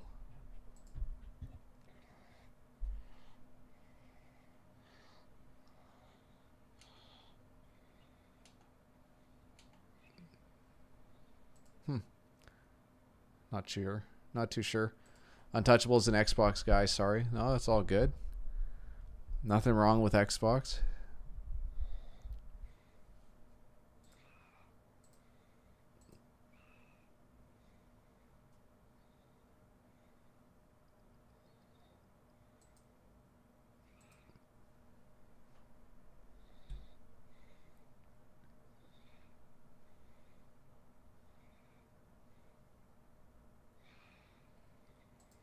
Pats are 2-1 on the live money line.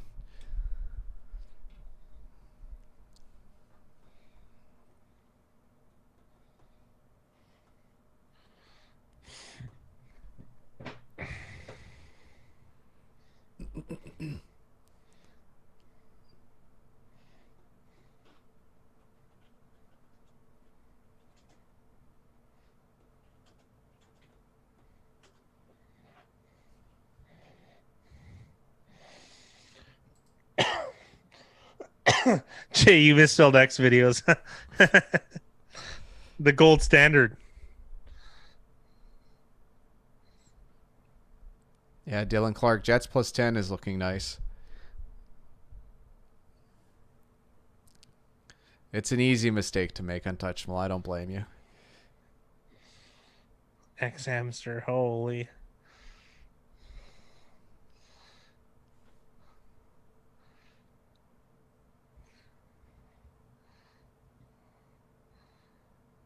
No way that's a catch. No way. No way that's a catch. Okay, the announcer. And that's not a catch. Hello. Welcome, Josh Allen. Thank you very much, Josh. We appreciate the support. In the league where they play. That's my personal account. That's why I only just spam emojis with it.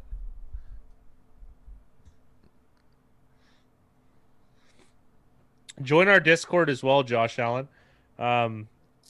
Big Rye will send you a link. If you go to the community tab, there's links to join the Discord. There you go. That's the better way of going.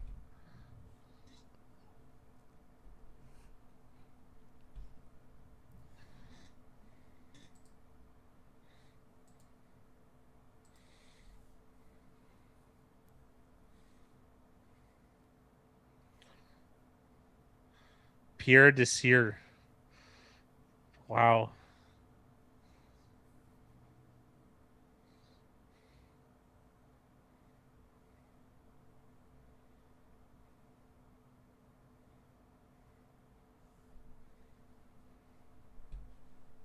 Yeah, that's the no eyebrows Dylan.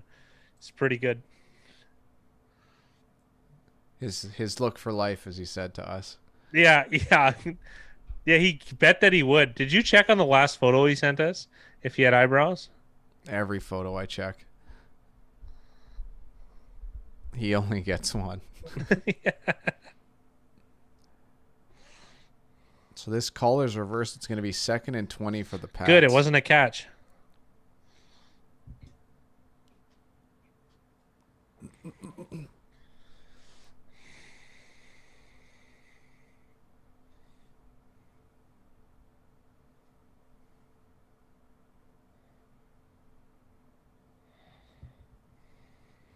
Jets baby in the over. Let's go, says Chris Summer. Welcome to stream. Looking pretty safe right now. I got to be real here, Chris. Hey, thank you. We really appreciate that. That's nice of you to say. We intend to. We're going to be filming the picks video after this.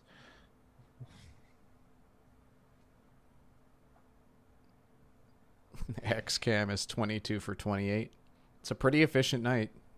It's not bad at all. Jay and Mickey have been pretty funny today. Where's it? You know, like when you're on your if you're on mobile, there's a little smiley face. Just click that, and then there's ones just for the they're Big Ryan and the Fat Guy custom emojis, and it's one of those. It's the first one. It's not as good as the Dylan one, but it's pretty good. Yeah. There we go. Double.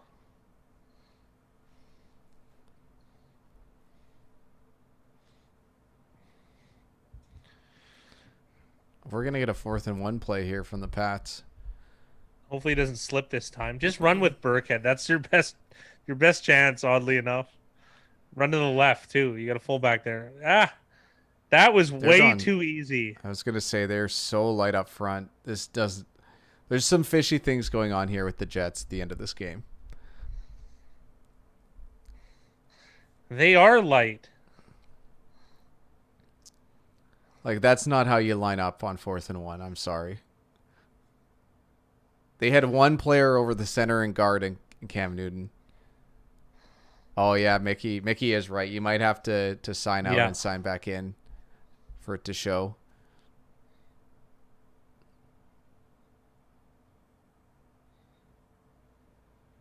There it is. We got a winner. And Bird with one of the ugliest touchdowns I've ever seen. Oh, they're spotted at the 3. That is bizarre. They like that sneak. Something okay, my conspiracy theory is gonna go off if they go for a 2-point and get an easy one. What is Desir doing? He's not even chasing him. Demir Bird isn't the fastest guy. What are they joking? He's probably the fastest guy on the Offense, maybe. Patriots wide receiver group. Yeah. That's not saying much. But Julian Edelman is one of their receivers. Something's weird. Cam Newton breaking a cardinal sin for the Patriots and reaching for the goal line. Something's off in the league where they play.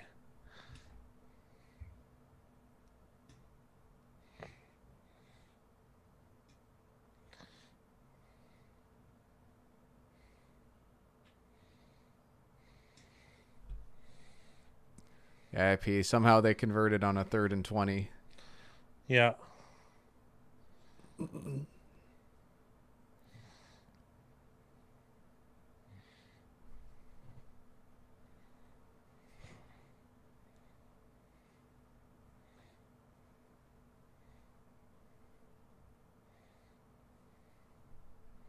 Jake Jacobs. The entire Jets organization has Pat's money line. I'm just going to keep it on the live line just to see if there is an option to get one.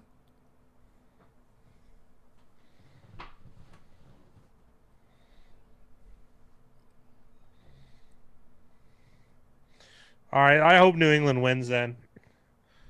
I just want to cover. So far, they only have Pats plus 6.5 at minus 300.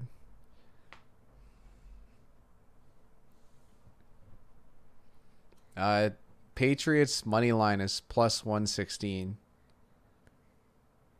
Pretty confident they're going to get this TD. I'll be right back, gentlemen.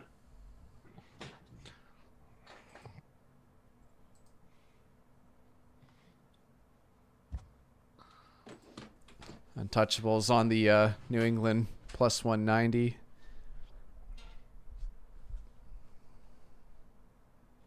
F Manscaped.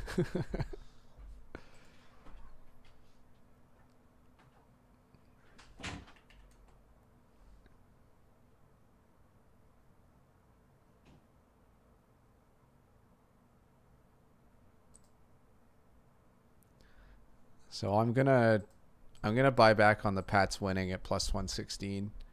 I just feel like there's some fishy things going on these last few plays.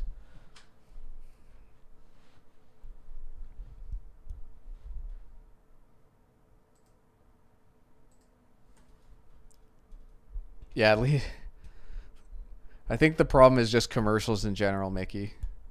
They're always going to be scrutinized.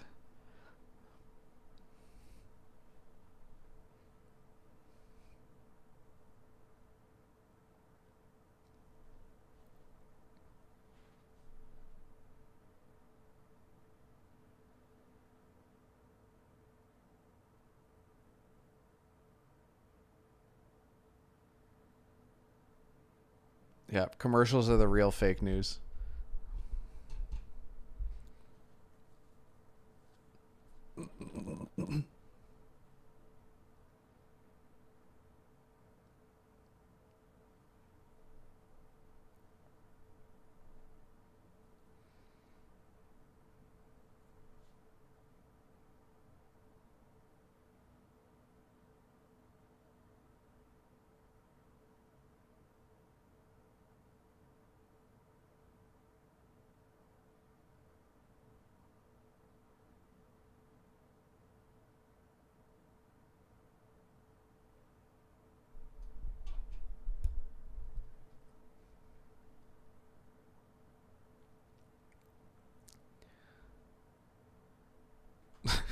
Good distancing craft.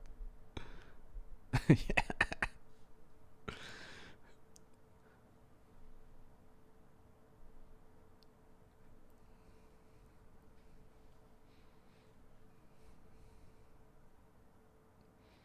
The only thing I'm worried about on this Pats money line play is that they missed this extra point. Cam with 2 touchdowns, who would have thought? He really is their goal line back, so.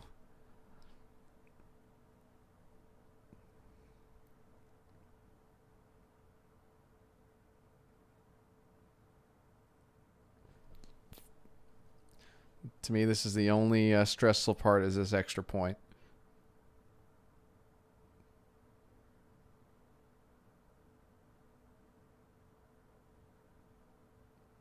And it's good. Bon Jovi's going to lose his jersey card. Yeah, probably.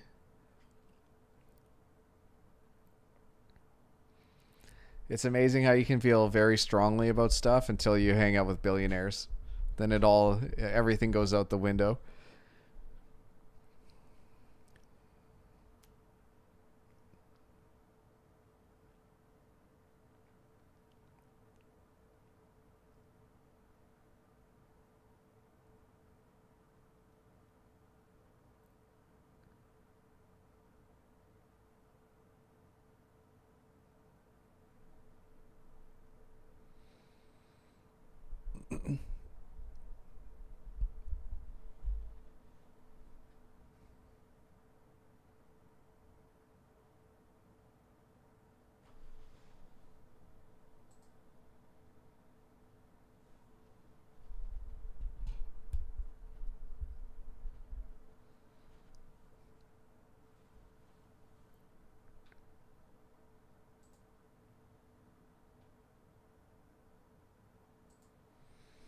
Oh, there's just lots of good news that they've come up with a vaccine for COVID.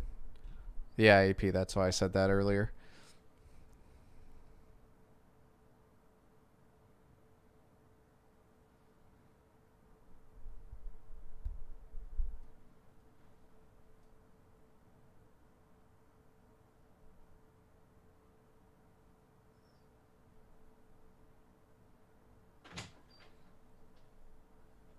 Test Barrios.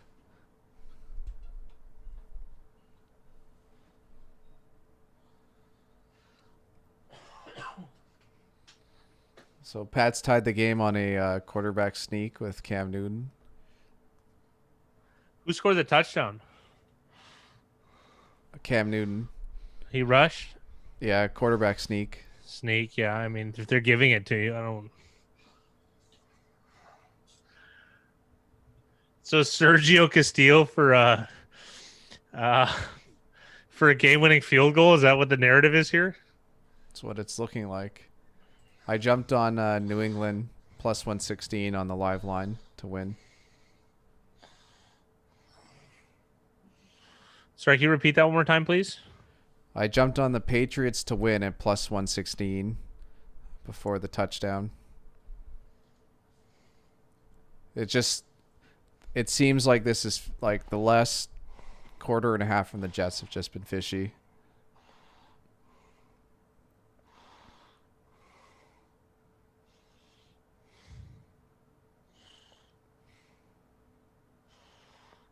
What's going on, Corey? What was that?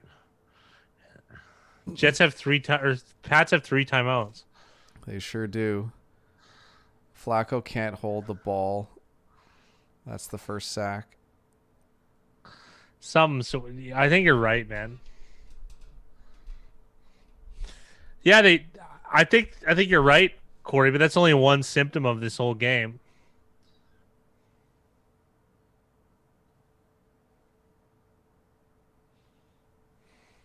How was work today, Corey?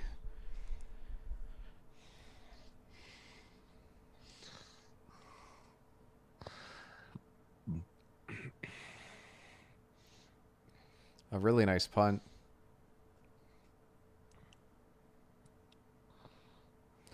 Both teams are terrible. That is true. I don't know.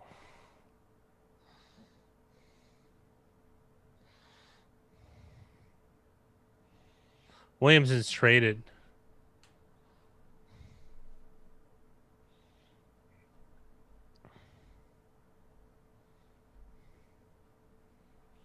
Well, from some of the stuff ever since that 12 men on the field by the Jets, this game has just it's felt like the Jets are trying to lose.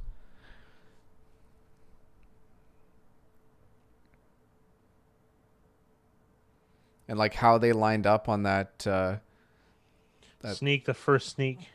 Yeah. They had 4 guys at the line of scrimmage.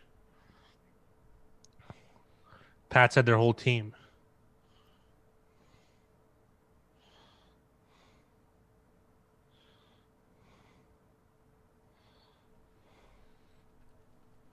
Yeah, it's definitely like a run heavy offense. Cam Newton's been efficient tonight though. I know he was 24 for 31. Yeah, 24 for 31. You have a good shot here, Donnie. This game's tied. Pats have the ball. Still Big 3 screen, timeouts. it looks like. James White sighting. And he's going to be able to get out of bounds and stop the clock. 34 seconds left. Well, you're live, Donnie. You're very live. You're going to have 2 cracks probably at winning. I jumped on it with you, Donnie. I got the Pats at plus 116 on the live line. Worst line, yeah.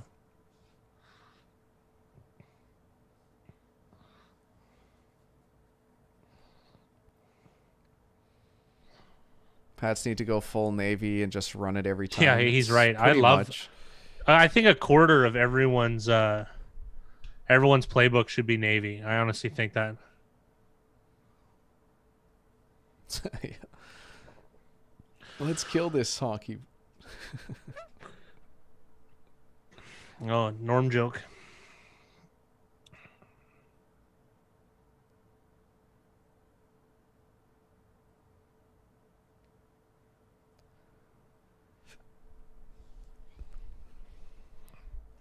Well, the one thing they haven't done this game is really let like Cam Newton be the focal point of the running game. They were down 7 and New England was 3rd and goal at the 1. Zid, I'd prefer the Jets or the Pats to win. Well, he bet on him now. So. Well, regardless of bet, like I want. I would just like the Jets to stay winless, and I would like the Pats to be competitive in their division.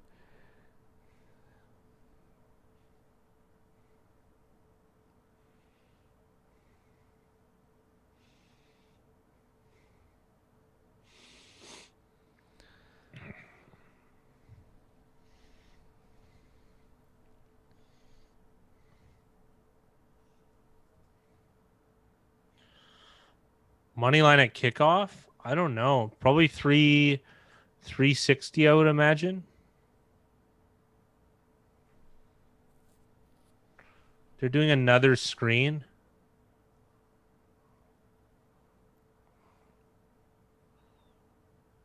That's so bizarre.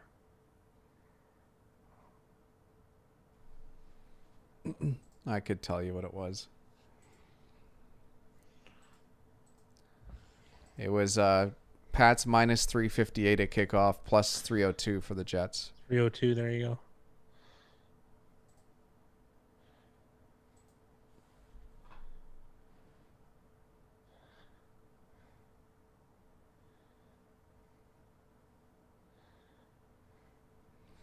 Pats win, Jets cover is my ideal scenario from a betting perspective and from the contest.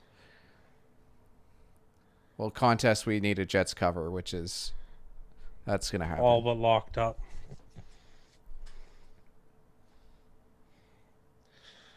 Yeah. They also have to get a touchdown too, Zit. What are they doing? They're going to use their last time out here. They've got their first down.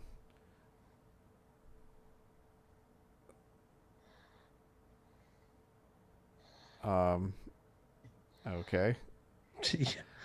Belichick's got a will the game go to overtime ticket. Yeah, maybe. Their plan here is now they have the entire field to work with and a timeout possibility.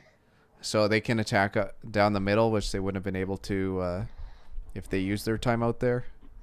But I think I would have rather used the timeout and had a couple shots at the sidelines. I don't mind this. They got 2 maybe. You got to throw here, bud. There it is. And timeout. 30-27. It's just ironic that the Jets had to like get the tackle right away. Yeah, I know. We're gonna get a field goal attempt from the Pats to win. Fuck, Benny Cunningham might have been right. Benny Cunningham said that the NFL was scripted, and so did Larry Johnson. Isn't that weird? Well, I don't think it's scripted, but I think that the Jets have definitely done some very, very weird stuff at the end of this game. And I think there is incentive for the Jets to lose, so I don't think it's that fishy. Yeah, I don't think it's scripted. It's just weird. That was just a weird quarter. I'm with you on that.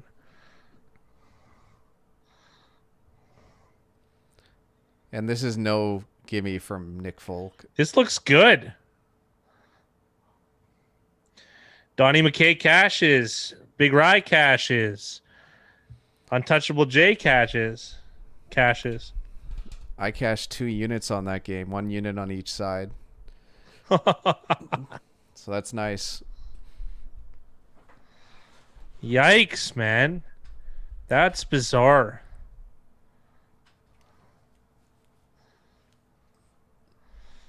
So Pats win and they stay competitive in the division. Jets go to 0-9. They get what they want. Zit, I had 1 unit on Jets +9, and then I put 1 unit on the Pats money line just at the end of the game there at +116. Yeah, contest pick was good too. Who won the contest? Setuple. Oh, I've had to send a shirt there before. Let me update the leaderboard. Is Setuple in the top 5 in the leaderboard? No. Yeah, he's been decent.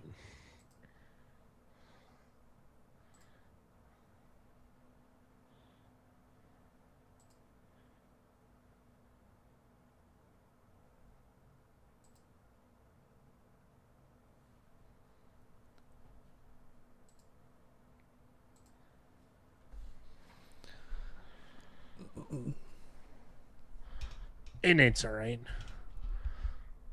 No, it's probably less. I don't think there's teams on bye, right? So I think there's only 14 games. Yep. So Setuple wins this week at 12-2. We end up tied for 10th at 9-5. So a good week for us. Hey, we crossed 500 this week. We are right at the break-even point for -105 betting.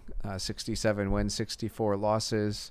Good for 51.1%. So to us, that's break-even for the season. I can't look at our own website in Chrome, which doesn't make sense because we link. It doesn't even make sense. But Microsoft Edge, it works. It's so stupid. Definitely bizarre.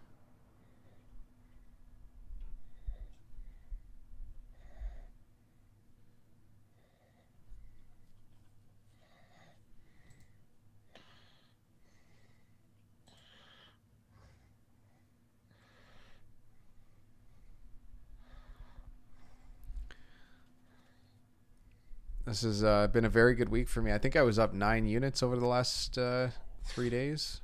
Crusher. Absolute it's been crusher. A very, very good week.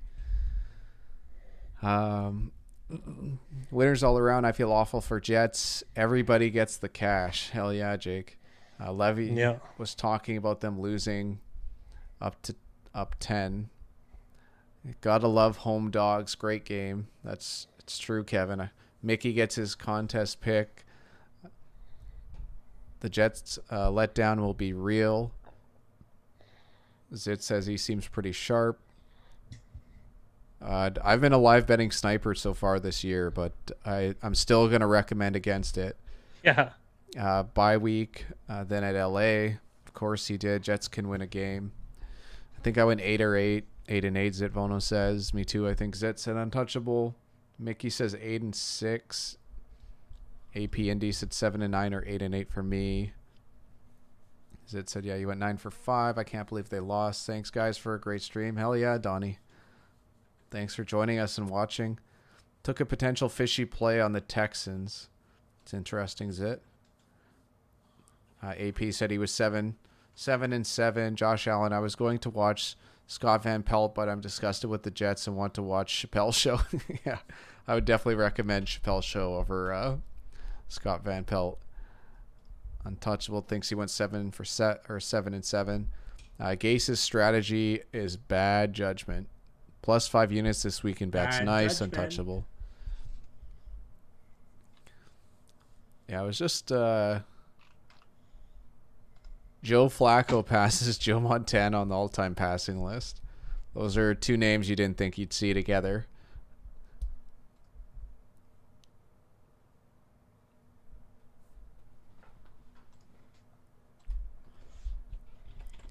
Well, guys, we got a video to cut. We certainly do, gentlemen. So we'll thank you to everyone for joining. Thank you for everyone who's joined the membership as well. It means a lot to the Fat Guy and I. And we will catch you all later. The video is going to be out early tomorrow morning, so rest easy tonight, guys. Have a good night, and we'll be back on tomorrow with our video. See you guys.